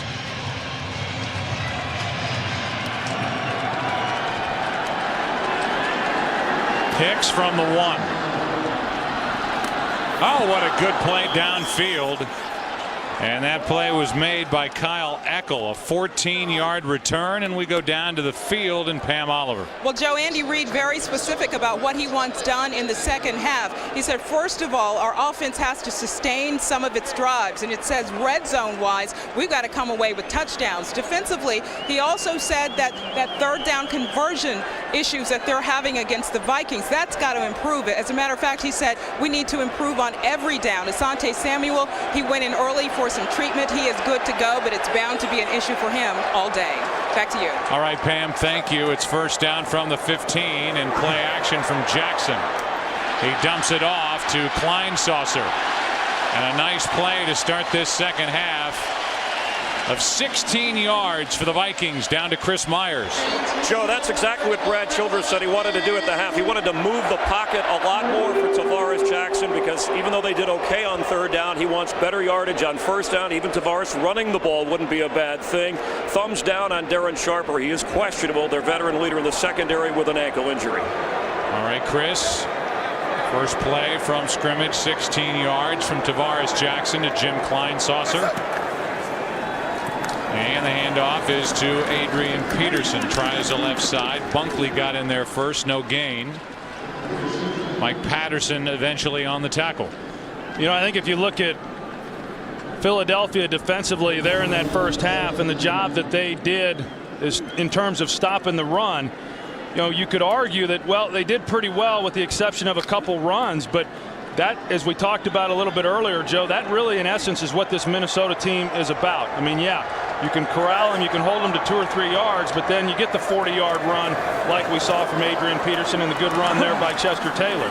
Here's a toss to Peterson over the right side, a gain of 2. Stuart Bradley, very good young middle linebacker in his second year out of Nebraska, laid the big hit on Adrian Peterson. He's really had a good year for this team, and you know, last year he got his opportunity. He made the most of it. They knew coming into camp that they were going to move Omar Gaither then to the weak side and make him the starter. And Jim Johnson couldn't be happier with the job that he has done. Thinks he's going to be a real superstar in this league. And as well as he has played this year, he's going to get a lot better in the years to come. Third down and 8.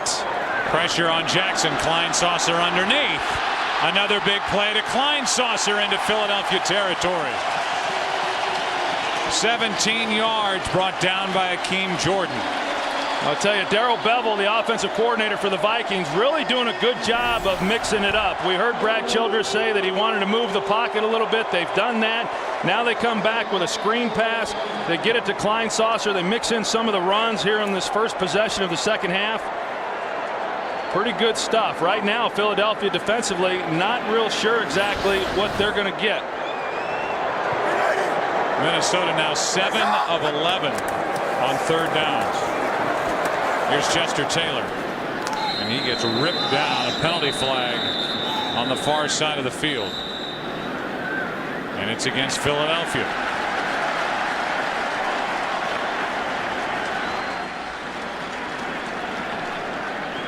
They get Trent Cole. Microphone's not working, but Trent Cole was guilty, and that's the 4th Eagle penalty of this game. Minnesota has yet to draw a yellow flag. 1st and 5.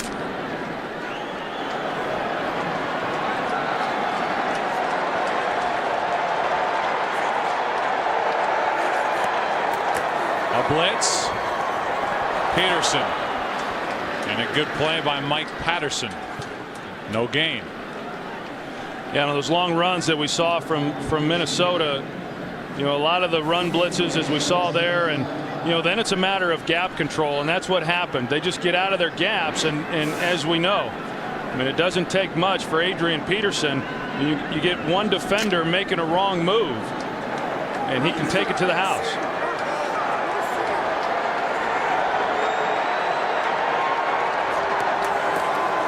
Second down and 5. Chester Taylor nowhere to go. A loss of about half a yard on the play, so now 3rd down.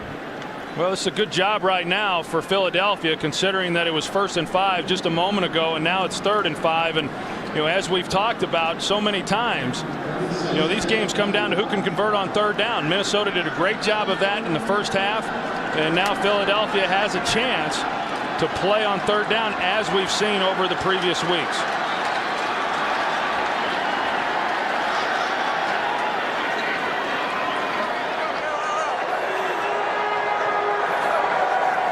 Coming on a blitz, and the ball is knocked out. Tavares Jackson able to get back on top of it. Brian Dawkins coming on a blitz, got his hand in there and knocked it out of the right hand of Tavares Jackson. A loss of 12 on the play, and it's 4th down. It's amazing how many times we see this from Brian Dawkins when he comes in on the blitz. He really is trying to go for the arm with the ball, and he has a chance to knock it out, and a good job by Tavares Jackson being able to get back on it. So the punt from Kluwe. Deshaun Jackson from inside the 10. Well covered by the Minnesota Vikings. Then he sapped the first guy there, and now they're going to throw a late flag. Just a 4-yard return by Deshaun Jackson after a 47-yard punt. Holding receiving team number 37. This penalty will be assessed half the distance to the goal. 1st down. That's Sean Considine, who is guilty of a hold. Good play on 3rd down by Brian Dawkins. Nothing new. He does it week after week. Knocked it out of the hand of Tavares Jackson and forced the punt. Today's game on Fox is sponsored by Southwest Airlines. Low fares, no hidden fees. By KFC, it's a flavor blitz. KFC's honey barbecue wings have 3 layers of flavor. And by the all-new 09 F-150. It's not just a new truck, it's a new F-150. Offense, their worst starting field position of the day, just inside their own 5 after the hold called against Considine. McNabb throws short of Matt Schobel, and here is the penalty that backed up the Eagles. Yeah, they call Sean Considine on a hold against Vinny Churchill, and I don't see anything there. It looked like Churchill just kind of lost his balance and went down. But that was a big penalty. And that's why they're backed up right now inside the 5-yard line. 2nd and 10. You got to be real careful if you're Donovan on that last play. They bring pressure, and you obviously can't afford a sack back in the end zone. If you're going to throw, you got to get it out. Hand off to Westbrook, and there's nothing there. A loss of 1. Robinson made the play. We talked about it a little bit earlier. Robinson coming in and making the start for Ray Edwards, and a guy who was projected as the starter coming into the season prior to the trade for Jared Allen. But a nice guy to have when you've got Jared Allen, who's been banged up for a good part of the season, and then with Ray Edwards coming down, that he's able to step in, and he's played well today.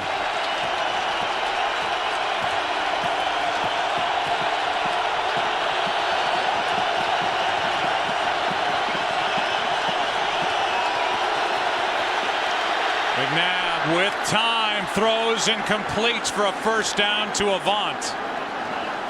What a big completion by Donovan McNabb, 11 yards and a first down. Well, Jared Allen, he's here, and he's going to loop around here, and you're going to see it gets bottled up. You've got the linebackers, Ben Lever, and everybody else. The line does a good job of just solidifying the protection, and what a big first down.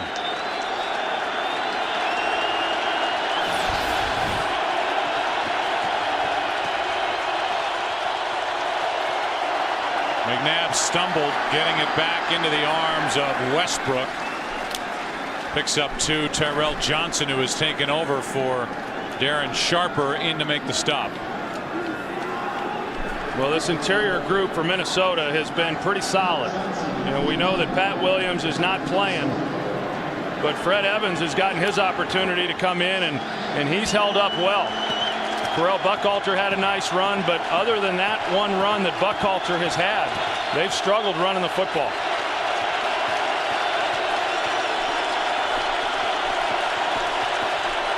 Second and 8. McNabb throws. Pass is caught by Selleck. Brought down by Winfield out across the 30. A gain of 12 and another first down. Donovan McNabb against Minnesota in his career, including the playoffs, is 4-0. 8 touchdowns compared to no interceptions, and he has made 2 big throws on this first possession of the second half. You know, the Vikings have brought Napoleon Harris quite a bit on the blitz, and more times than not when he has come, he's been able to get pressure on McNabb.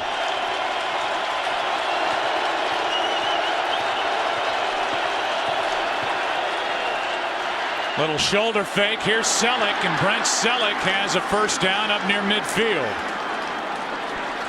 They're going to mark him right at the 50. A 19-yard completion for Selleck, who has taken over at tight end for the injured L.J. Smith. I'll tell you, that's a throw now a couple of times that Donovan has made that really should not be there based on coverage.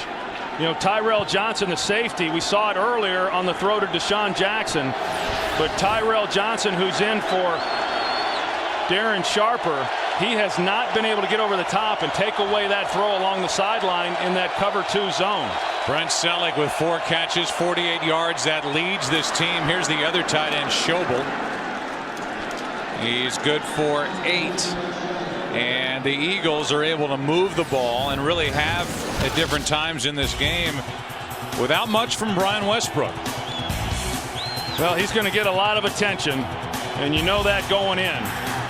And so as much as they try to move him around, sometimes they move him around and he's able to draw some coverage his way, or they put him in the backfield, and that's why sometimes the ball is able to get dispersed to a number of other players. Quick setup and throw, and that ball is knocked down. Kevin Curtis, the intended receiver, and so now McNabb, who has completed passes to 8 different receivers in this game. He's faced with 3rd and 3. And that really is when the Eagles are at their best. I mean, so much is talked about them not having a go-to number 1 guy, but when Donovan is able to spread the ball out, because he has a lot of confidence in all of these guys, and they all do things, each one has certain skills that they do best. That's when this Eagles offense is able to roll. 3rd down and 3. McNabb throws behind his receiver Avant, who makes the play, 5 yards and a first down. So another third down conversion by Donovan McNabb in this Philly offense. And Jason Avant doing a good job running away from the defender. And Donovan able to hang in there. You can see that he's throwing it a little bit off balance. A ball that's behind Avant. He's able to catch that and run and pick up some pretty good yardage. But a real nice catch by Avant on a ball that was thrown behind him. Avant with 2 third down conversions on this drive. It's 1st and 10 at the Minnesota 38.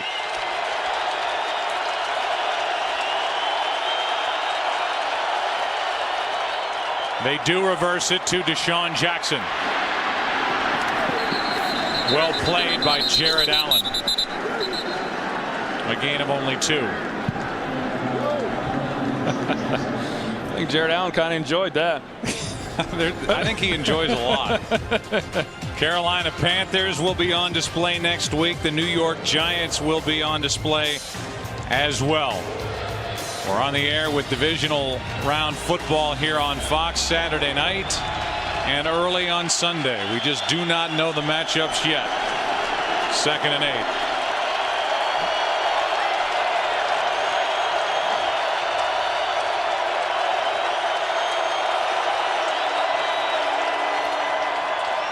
Handoff is to Westbrook. There is nowhere to go. Cedric Griffin made the play.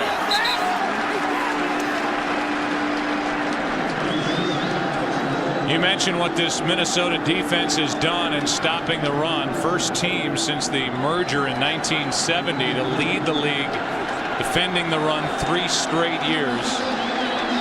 They average allowing just under 77 yards per game, and Leslie Frazier has done a terrific job directing this defense. 3rd and 7.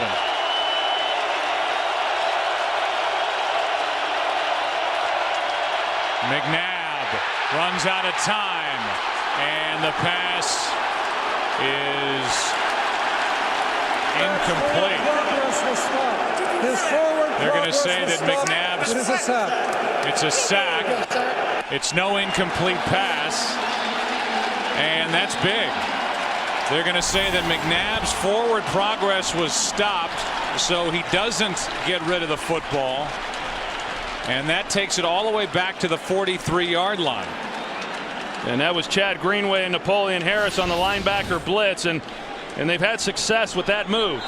Napoleon Harris, the free guy, and was able to get enough, and it warranted the official calling it a sack. It's a loss of 8, and it took Philadelphia out of field goal range.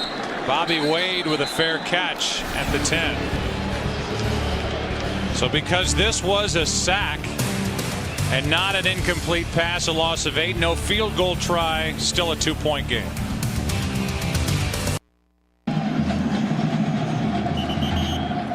Well, the Eagles didn't score on that last possession. They did a nice job of switching the field position, winning that little battle. They started at their own 5.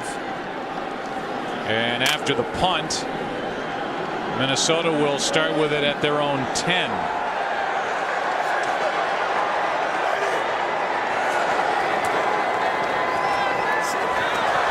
Handoff is to Taylor. Taylor picks up 6. And so now Minnesota with the football, and we'll see how they do against this Philadelphia defense. And really nothing surprising so far in this game. We've seen good defensive play from both sides. And I guess on that last possession, only 41 yards all game for Philadelphia running the football. Yeah, which isn't a big surprise. I mean, and Andy Reid and Marty Mornwig, they're trying to stick with it. But I think that the further we get into this game, the harder it's going to be for them to do that. And as we've seen, I mean, this game's really going to come down to who makes the fewest mistakes here in this second half. That's Adrian Peterson on 2nd and 4, picks up 3, 3rd down and short coming up for the Vikings. And I think, as you said, Joe, I mean, defensively, it's been a real battle. You know, Minnesota has done a good job. Leslie Frazier and the defensive scheme that he put together, and doing it shorthanded again this week without Pat Williams. But you know, he has also some good players to work with in Jared Allen and Kevin Williams, and certainly Antoine Winfield and others. There's big Pat Williams.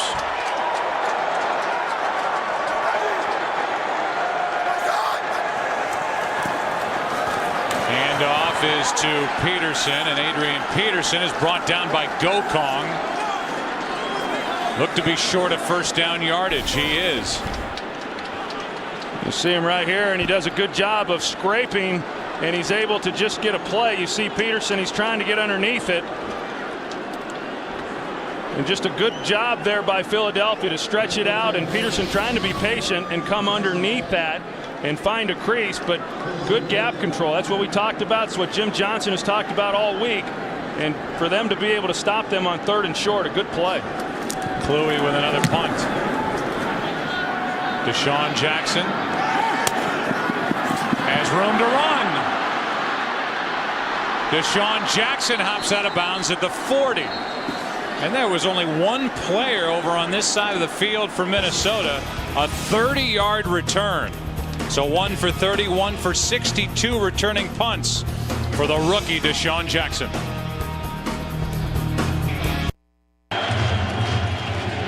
After that 30-yard return, Deshaun Jackson went right up into the face of head coach Brad Childress of the Minnesota Vikings. Brad's had a few players challenge him this year. A little look back from Childress, like, get him out of here. I think these last 2 possessions could end up being very important during the second half and maybe overall in the course of this game, Troy. When you think about the Eagles, the last time they had it, they were pinned at their own 5. They at least got it into Minnesota territory, pinned the Vikings back at their own 10, got a quick 3 and out, and now after another good punt return by Deshaun Jackson, they've got the ball 2nd down and 8 at the Minnesota 38, up by 2. Well, this is when you get field position like this for an offense, I mean, it's one where you have to come away with some points, and the Eagles having a hard time really getting this thing in the end zone. This is an area where they need to be able to do that. This one's knocked away by Jared Allen, and Minnesota recovers.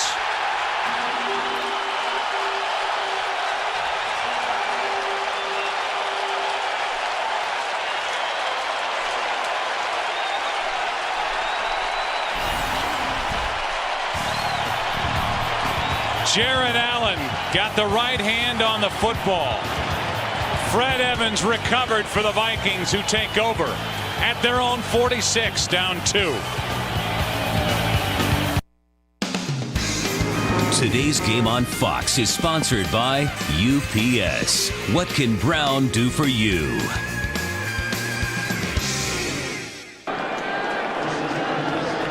What a first year it's been in a Vikings uniform for Jared Allen. 14.5 sacks and now a forced fumble as this pass is out of the reach of Bobby Wade. And here is the Jared Allen play on McNabb. Well, Jared Allen, he comes by Trey Thomas to the outside, and like so many of the great pass rushers, immediately goes at Donovan McNabb's arm.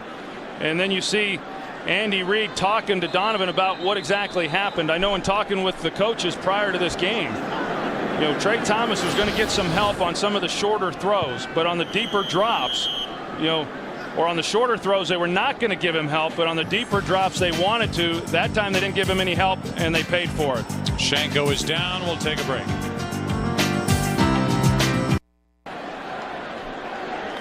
Donovan McNabb has turned it over twice today. The first half interception, now the fumble. Last 5 regular season games, a total of 2 turnovers. 2nd down and 10, and the handoff is to Peterson.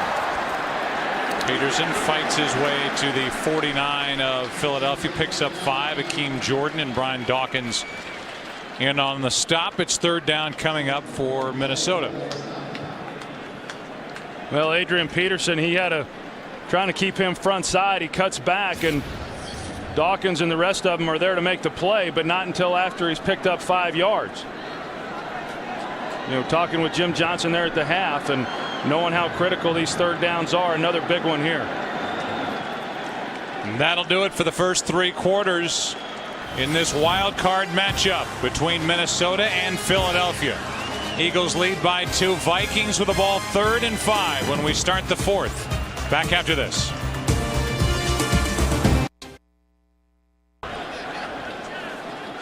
Typical game for Peterson, chipping away at it. The big 40-yard run, 40 of his 76 yards total, 2 touchdowns on the sideline on 3rd down and 5.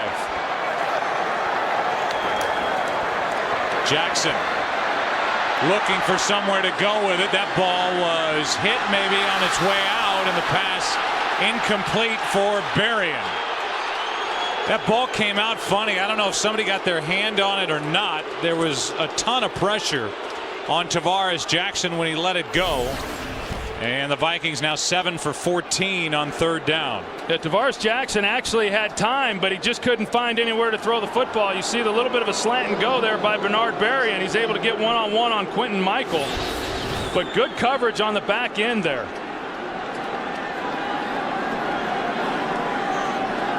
Deshaun Jackson has been a factor returning punts.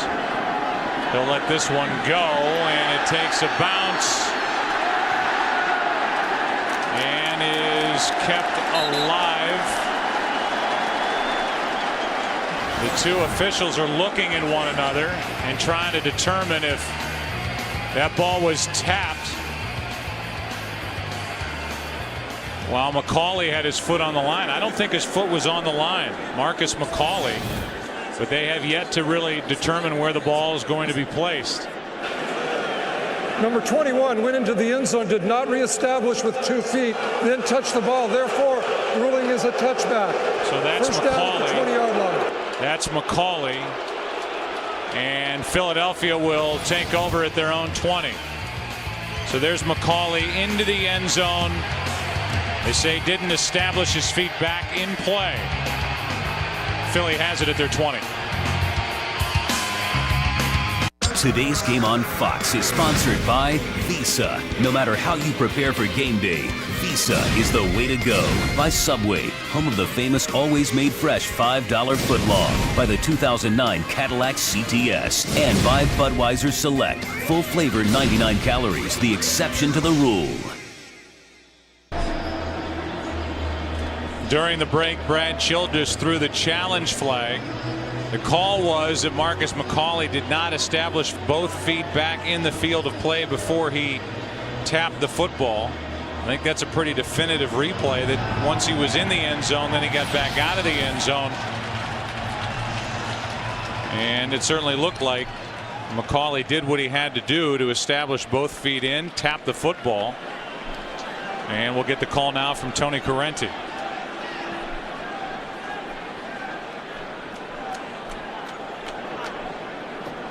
After reviewing the play, the Minnesota player who went into the end zone did reestablish back in the field of play with 2 feet. He batted the ball forward. The ball will be placed where it was first touched at the 4-yard line. So instead of starting at their own 20, Andy Reid's offense is backed up at their own 4. Well, and when they were waiting to see what the ruling on the field was going to be, both Andy Reid and Brad Childress had the red flag out. Both of them were going to challenge the play regardless of what the call was. And every other angle that we had was not conclusive, but a good shot on the last one showing that McCauley had definitely established himself back in the field of play before touching the ball. So after a scoreless 3rd quarter, this crowd lets the Eagles hear it, starting at their own 4.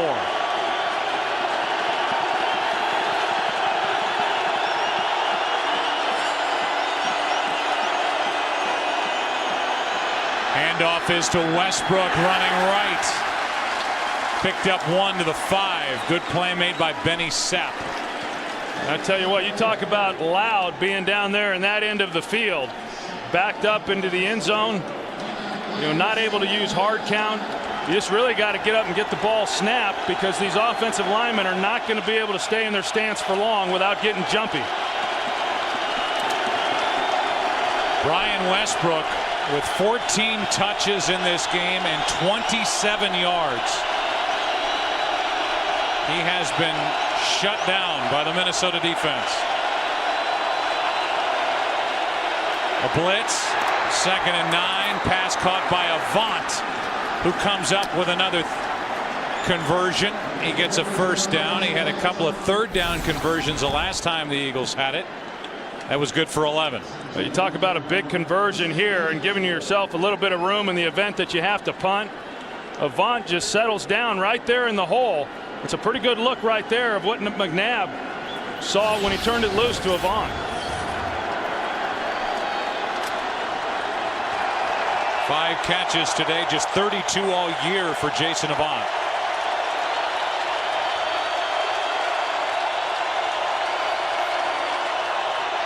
McNabb back to the middle of the field, and the pass is caught by Reggie Brown. Good for 9.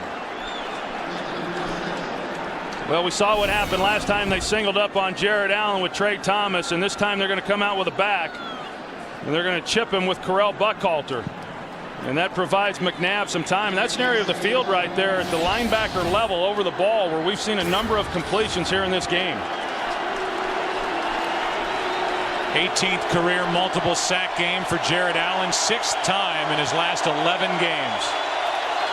Has 2 today. 2nd and 1, and Westbrook pounds forward for a first down. 3 yards and a first down for Philadelphia.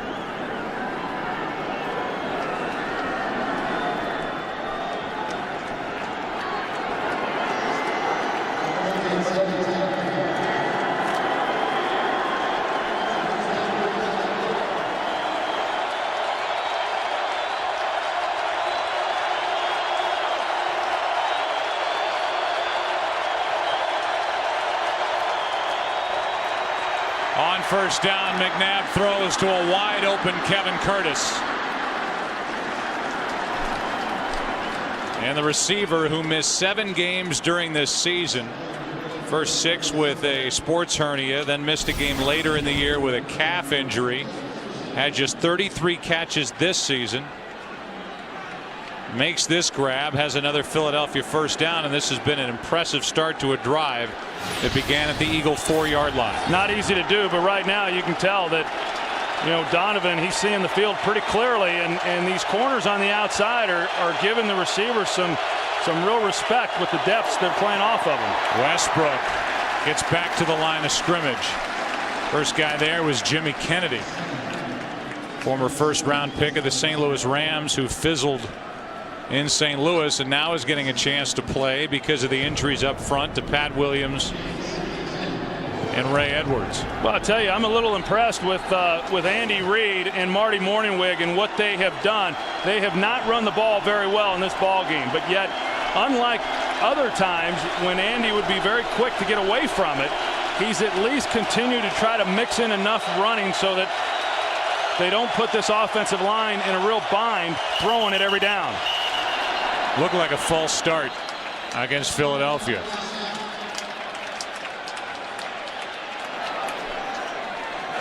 False start, offense, number 59.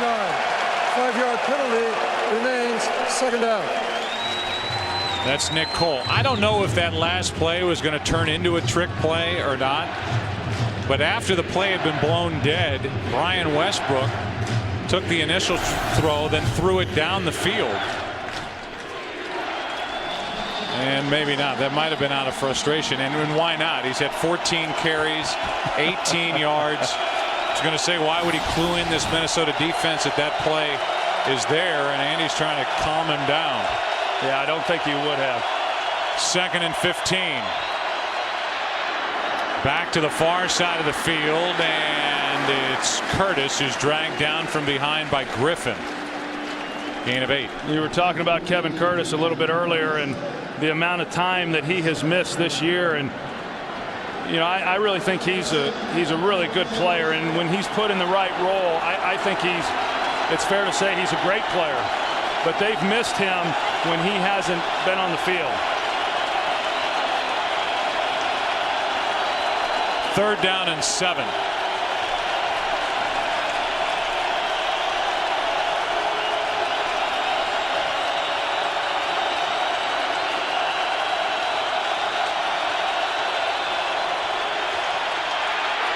McNabb has his arm hit, and the pass is incomplete. Hank Baskett had a real chance at a catch. Brian Robison hit the arm of McNabb when he let it go, and it's 4th down. Well, just the pressure. They want to give the chip to Robison, but he puts a spin move and comes underneath Runyon. And it looked like they were going to go to Avant on the outside, and he had him open. But as you said, Baskett, he just missed time to jump. You know, the ball comes up, and he had a legitimate chance of being able to make that play. He had enough yardage for a 1st down, but couldn't pull it in. And now Savaraka punts it with Berrien waiting deep. And it's out of bounds. See where they mark it. They will mark it at the 19. Donovan McNabb took the hit from Robison. The pass incomplete. Vikings have it back. Still down 2.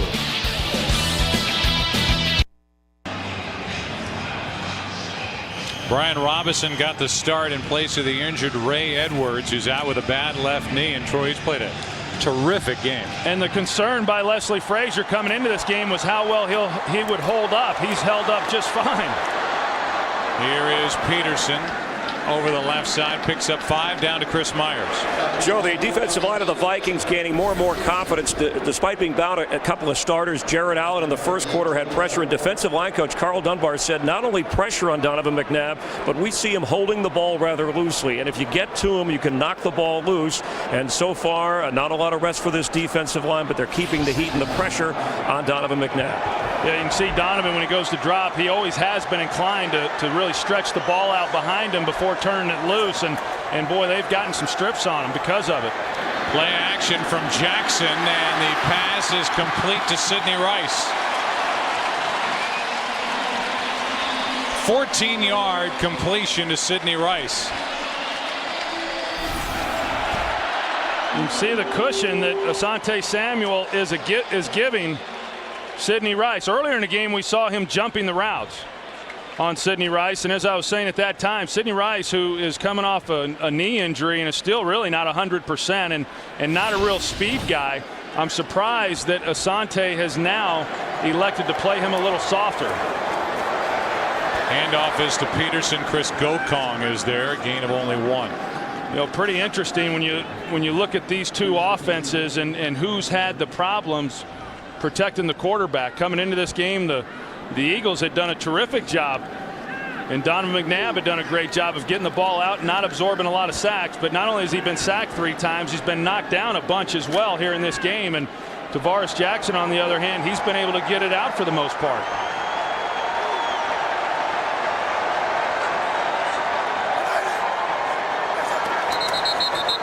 Looked like a false start on Berrien.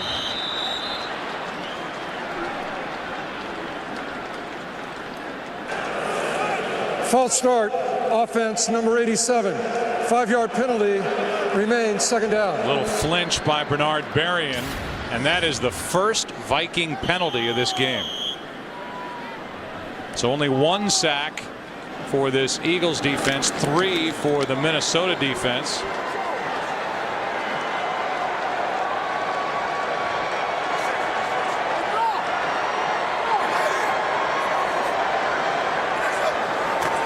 Here come the Eagles on a blitz. The pass is nearly picked off by Sheldon Brown. Stepped in front of Bernard Berrien, and it was right into his hands. You know, Sheldon Brown had a big interception last week against the Cowboys, but overall, he's just not a guy who's been able to come down with many of these opportunities, and it hits him right in the hands. And that's now about the 3rd time, one of them going for the touchdown with Asante Samuel, but a couple of other times, including that last play, we've seen Tavares Jackson throwing the ball behind a receiver. And when it's an outside receiver and you're throwing it behind him to the inside, it is very dangerous. So it's 3rd and 13.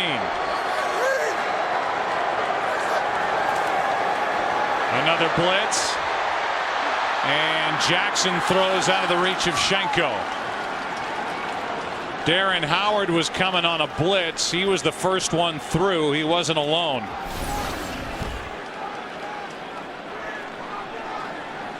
Well, here they come, and the Eagles are coming after him, and Tavares Jackson, you know, does a good job of recognizing it and at least getting out of the pocket, but you know, that's one he's got to let go a little bit sooner.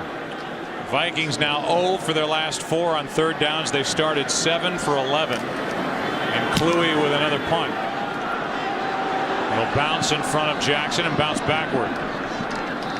Down by Vinny Churchill, a punt of only 36 yards. Eagles defense does its job. Philly has the ball and a 2-point lead.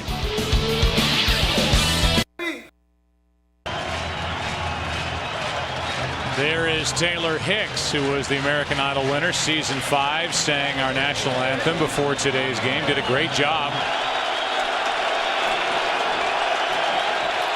And here is this Eagle offense, starting at their own 29. Westbrook on a screen. Good play by the Eagles. Well blocked, and Westbrook breaks loose. Looking for the end zone. Touchdown, Philadelphia. Held down all day, and Brian Westbrook takes it all the way 71 yards for the touchdown.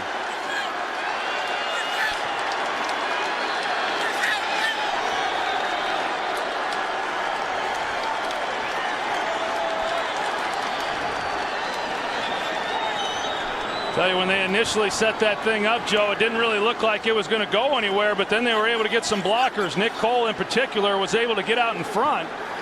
And then Westbrook, you hear it time after time talking to these opposing defensive coaches, we cannot allow Westbrook in space. And that's why.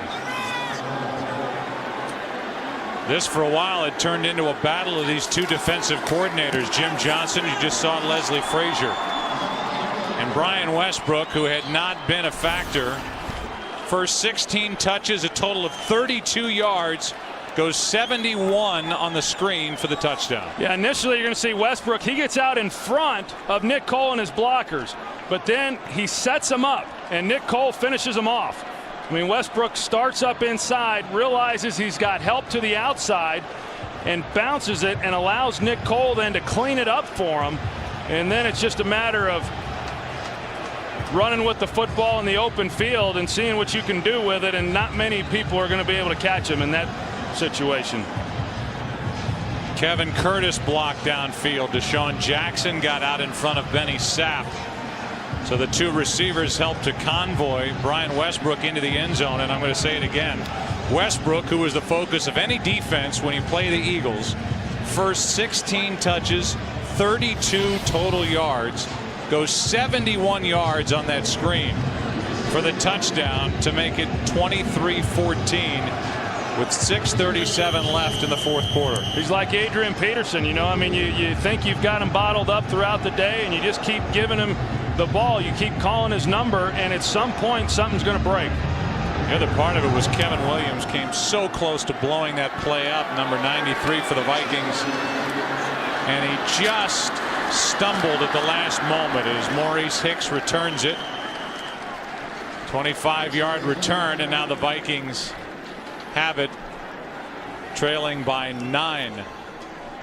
So every time you and I do a Philadelphia Eagles game, we talk to the other defensive coordinator, and the first guy they talk about, I always think of Greg Blosh of the Washington Redskins. He is the most dangerous player in the NFL, talking about Brian Westbrook, and he just proved why with one touch and one long run. No doubt, and a nice job of execution, and the offensive line not taking anything away from those guys. They did a really nice job. Kevin Curtis out there, but we saw how Brian Westbrook can really make an offensive line or a blocker look pretty good. Bobby Wade tried a one-handed catch, couldn't haul it in. 2nd and 10. You take another look at that, and you see how he's able to just set up the blocks and how he brings everybody to the inside, and then as he bounces it to the outside, now he made some people miss as well. They're running the football and the convoy, and look who's there chasing him for the Minnesota Vikings. Jared Allen all the way into the end zone. 2nd down and 10 for the Vikings. And Jackson ends up on his back. Clemens was in his face, and Brian Dawkins almost came up with what could have been a back-breaking interception and touchdown. Now Dawkins, he's on the blitz, and Chris Clemens is able to get the big hit on him. And initially it looked that if after Dawkins got his hand on the ball that he would be able to bring that one in. And Chris Clemens, I mean, geez, he's such a versatile athlete. And then thinking back to the game that he had last week, and he's following it up with another good game here. So now 3rd down and 10 for Minnesota. This one off his back foot downfield for Wade, and that's out of everybody's reach. There were 3 Eagles defenders around Bobby Wade, and it's a 3-and-out after the 71-yard touchdown by Westbrook. I just think Jim Johnson is so good at really recognizing momentum shifts, and when he senses that, I mean, it becomes a feeding frenzy, and you could tell that, you know, they had got the crowd out of it, and they were going to take advantage of what had happened on the offensive side of the ball, and they do a nice job of creating a 3-and-out. You see Brian Dawkins. We asked Jim Johnson what it is that he has in his defense that lets him blitz and do what he does, and he said, my safeties.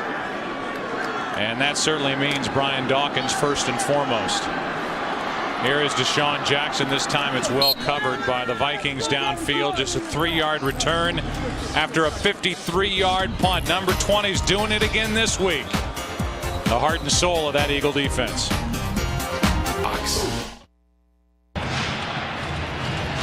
There's that matchup, Troy, you talked about coming in. Jim Johnson, defensive coordinator for the Eagles. Tavares Jackson, the young quarterback for the Vikings. And so far, Jim Johnson has won that battle. Yeah, but you wouldn't tell looking at him, would you? He looks defeated over there.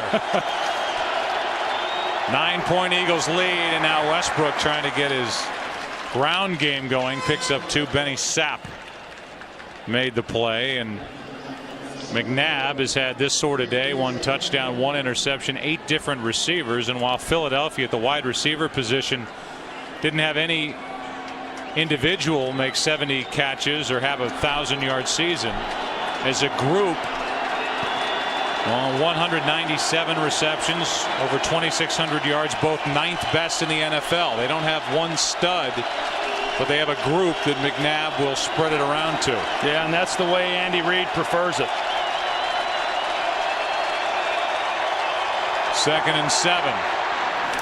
What a good play made by Madieu Williams. Clock continues to wind. Brent Selleck was just smacked. Yeah, they tried to go back to the screen. Couple problems. Minnesota was prepared for it, and they weren't throwing it to Brian Westbrook.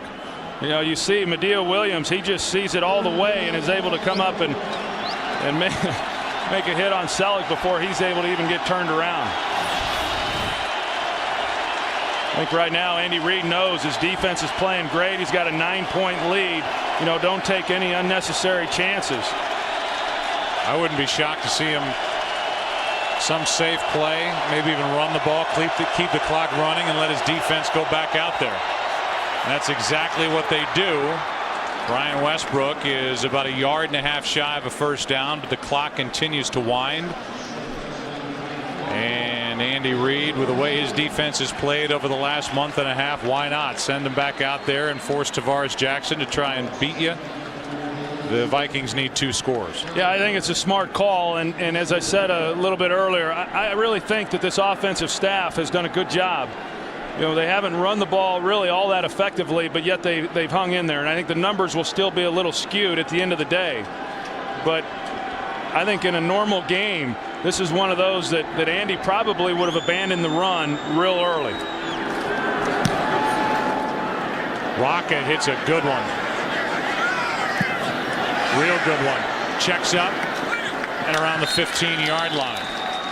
Rosalio Hansen downfield to tap it. 51-yard punt, nothing on the return.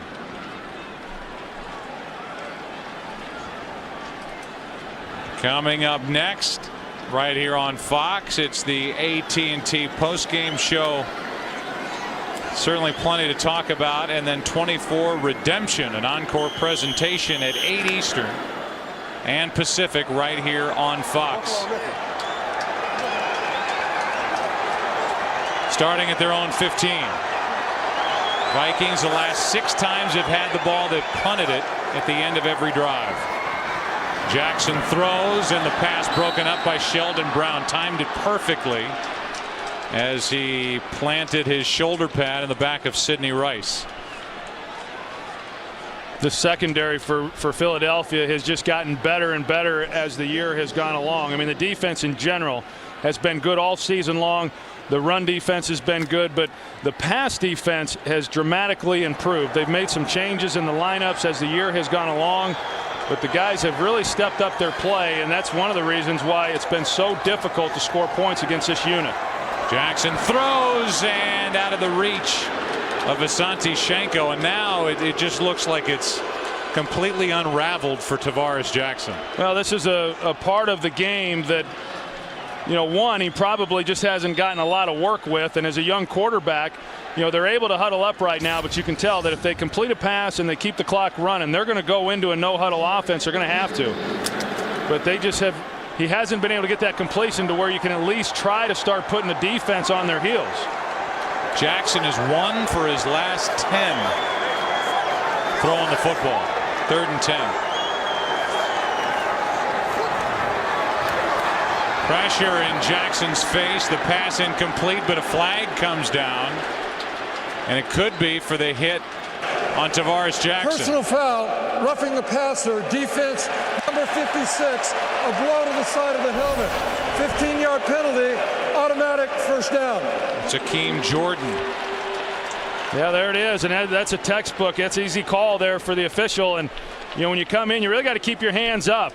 And oftentimes when you're trying to bat the ball and you come through with the follow through of your arms, when it hits the quarterback's helmet, they're going to call that every time, even as benign as what it appears sometimes.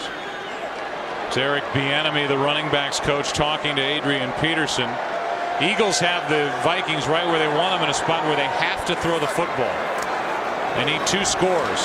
Time winding down. Good pass. Complete to Bobby Wade. Minimal gain, just 3.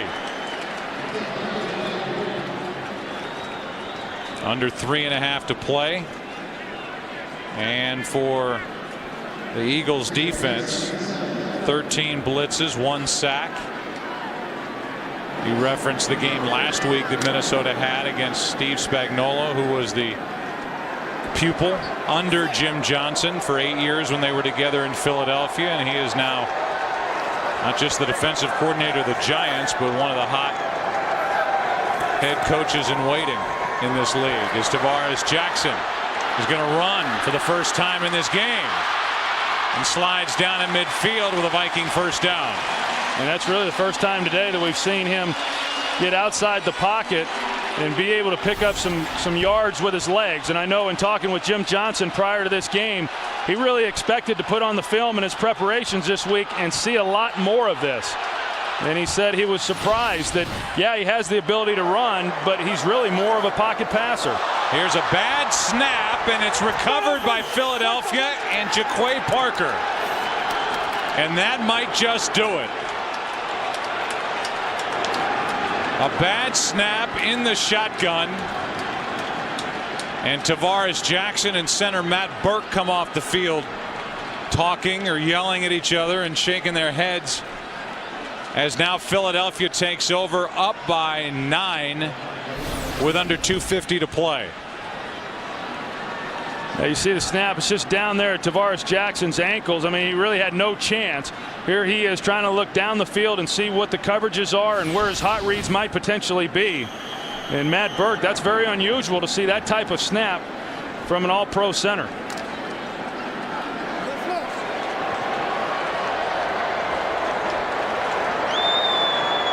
Both Buckhalter and Westbrook in the backfield. Westbrook gets it over the right side, tripped up by Greenway. And a timeout is taken by Minnesota. How about the games? Donovan McNabb, who is 4-0, on his way to 5-0 at the end of this day. Games that he's had against the Minnesota Vikings, and his passer ratings, which have been huge. This is the first time, the moment, he'll be held under 100 in that quarterback rating, but all he cares about is stamping the Eagles ticket for a date with the New York Giants next Sunday. Yeah, I don't know that we're going to be hearing a lot more about Donovan McNabb going somewhere else next year. You know, the job that he has done here down the stretch, and I know Andy Reid gets a lot of credit for having put Donovan McNabb on the bench there against Baltimore a few weeks back. I don't know that I don't know that we should necessarily give Andy as much credit as what he has gotten, but we should give a lot more credit to Donovan McNabb because he's responded very well and he's played exceptionally well. 2nd down and 7. Fake toss. Trying to get it to Selleck. Good pass, and Brent Selleck has a 1st down for Philadelphia as he slides down. Does not get out of bounds by his design, and Minnesota has to spend another timeout. Pretty well thrown ball right here by Donovan, and laying that thing over the head there of Jared Allen and into the hands of Selleck. I'll tell you, Donovan McNabb, I think you got to be real pleased with the job that he did today, because we talked about the hits that he took, the sacks that he absorbed, but you know, he's a pro and he knows that if he hangs in there and just keeps fighting play after play, some things are going to come open for him, and that's what happened. A couple of big plays today for Philadelphia. First, defensively, Asante Samuel, the interception, returned for the touchdown, and then the 71-yarder on a screen to Brian Westbrook. And Westbrook finally able to break out on what had been a frustrating day to that point. And Jeffrey Lurie, who's the chairman and CEO of the Philadelphia Eagles, he'll be there at Giants Stadium next week. If the Eagles win this ball game, that's where they will be early window next Sunday. And then we know that Arizona will play at Carolina on Saturday night. 2.5 minutes left. That's the final timeout for Minnesota. Today's game being produced by Richie Zients, directed by Artie Kempner, technical producer Joe Stevens, technical director is Colby Bourgeois, and the audio mixer is Fred Aldis. Associate directors are Greg Scopatoni, Derek Manning. As always, my thanks and Troy's thanks to our editorial consultant Steve Horn here in the booth. The broadcast associates are Rich Gross and Bentley Elliott. The studio show produced by Scott Ackerson, directed by Bob Levy. The highlights coordinator is Janice Kazaza. The studio technical supervisor is Jack Simmons. The supervisor of remote field operations, Jerry Steinberg. Senior producer of Fox Sports, Bill Brown, and the executive producers, Ed Gorin and David Hill. 2nd down and 10 for the Eagles. Minnesota out of timeouts.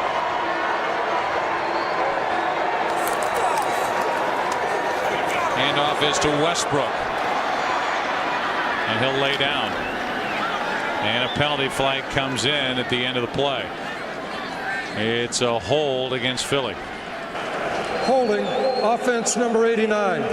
10-yard penalty, repeat, 2nd down. It's Matt Schobel. The other thing that's happened here, Troy, while you can say a lot of good things about Philadelphia, I think you have to look at the job done by Leslie Frazier, the defensive coordinator of the Minnesota Vikings. They lost their very good middle linebacker, E.J. Henderson, after the first 4 games with a foot injury.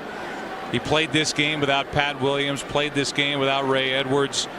He has this defense cooking for the most part, and he will be on a couple of different lists as far as head coaching positions are concerned. You hear rumors about Detroit being interested, maybe even the St. Louis Rams, and he's a guy that I know Brad Childress believes deserves a chance to run a ball club. Yeah, and a quality guy on top of all that. And you know, losing defensive coordinators to head coaching positions is not new for Brad Childress either. Minnesota, by the way, declined that holding penalty, and so now on 3rd down, that run by Westbrook will take us to the 2-minute warning. It will also take it to 4th down, which is what it will be when we come back. 2 minutes left in this game at the Metrodome. Frustration for the Vikings, jubilation for the Philadelphia Eagles on their way to Giants Stadium next weekend. Today's game on Fox is sponsored by the new AT&T. Your world delivered.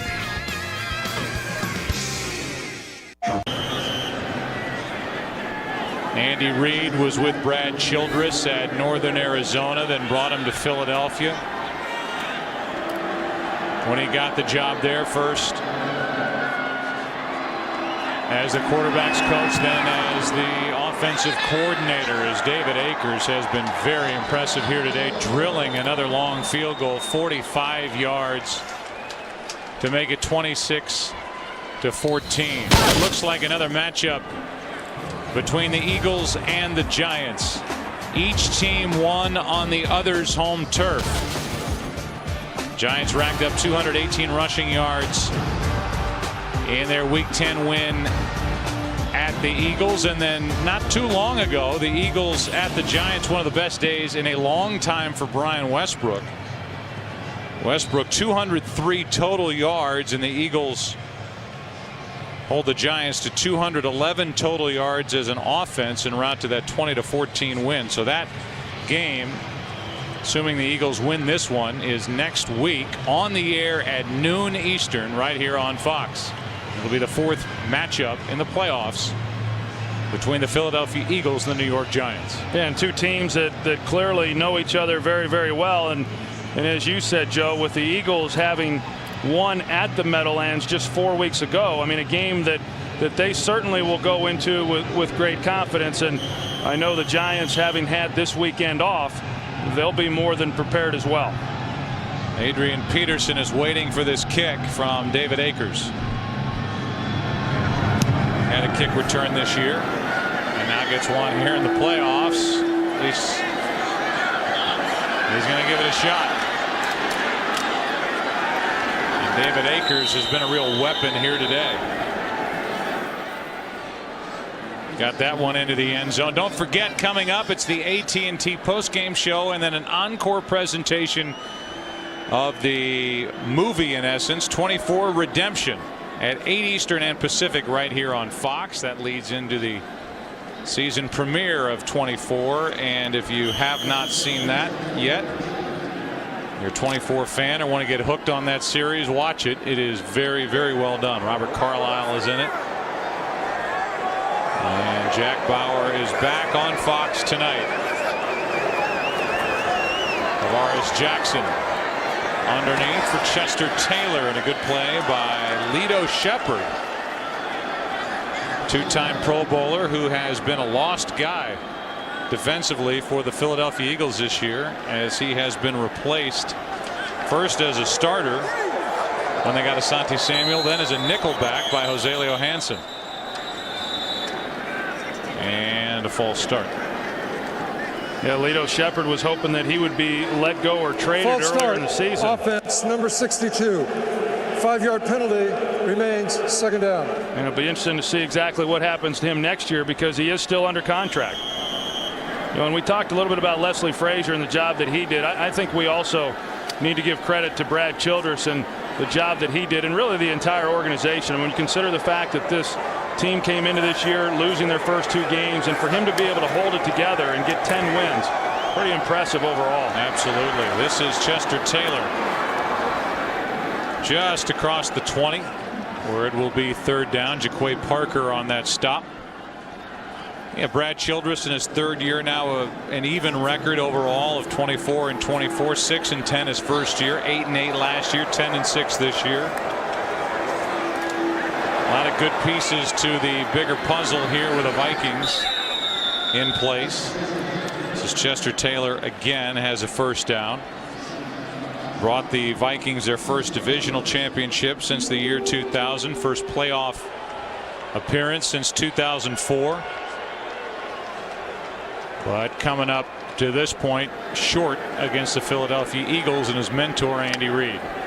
And the Philadelphia Eagles, I mean, we all know what had to take place last week in order for them to even have the chance to be here. But, you know, I tell you what, this team overall has been playing some pretty good football here for about 6 weeks now. Penalty flag is down as Tavares Jackson carries it for a first down.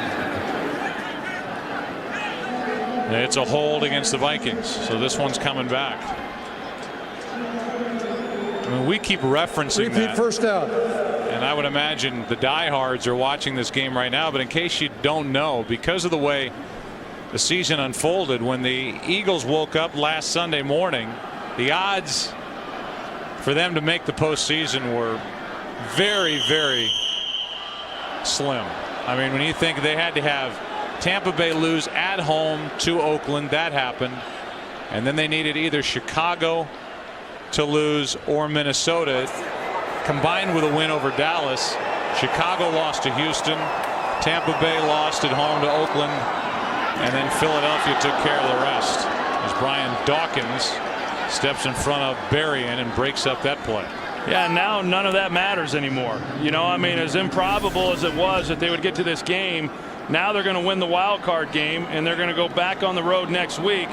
As we see, Dawkins thought he had an easy interception on that one, only to have the collision. But you know, they're now in the divisional game of the playoffs with a chance, just like the New York Giants and you know the other teams that have won, with a chance to make it to the conference championship game. And you get there knowing that you're one step away from going to the big one.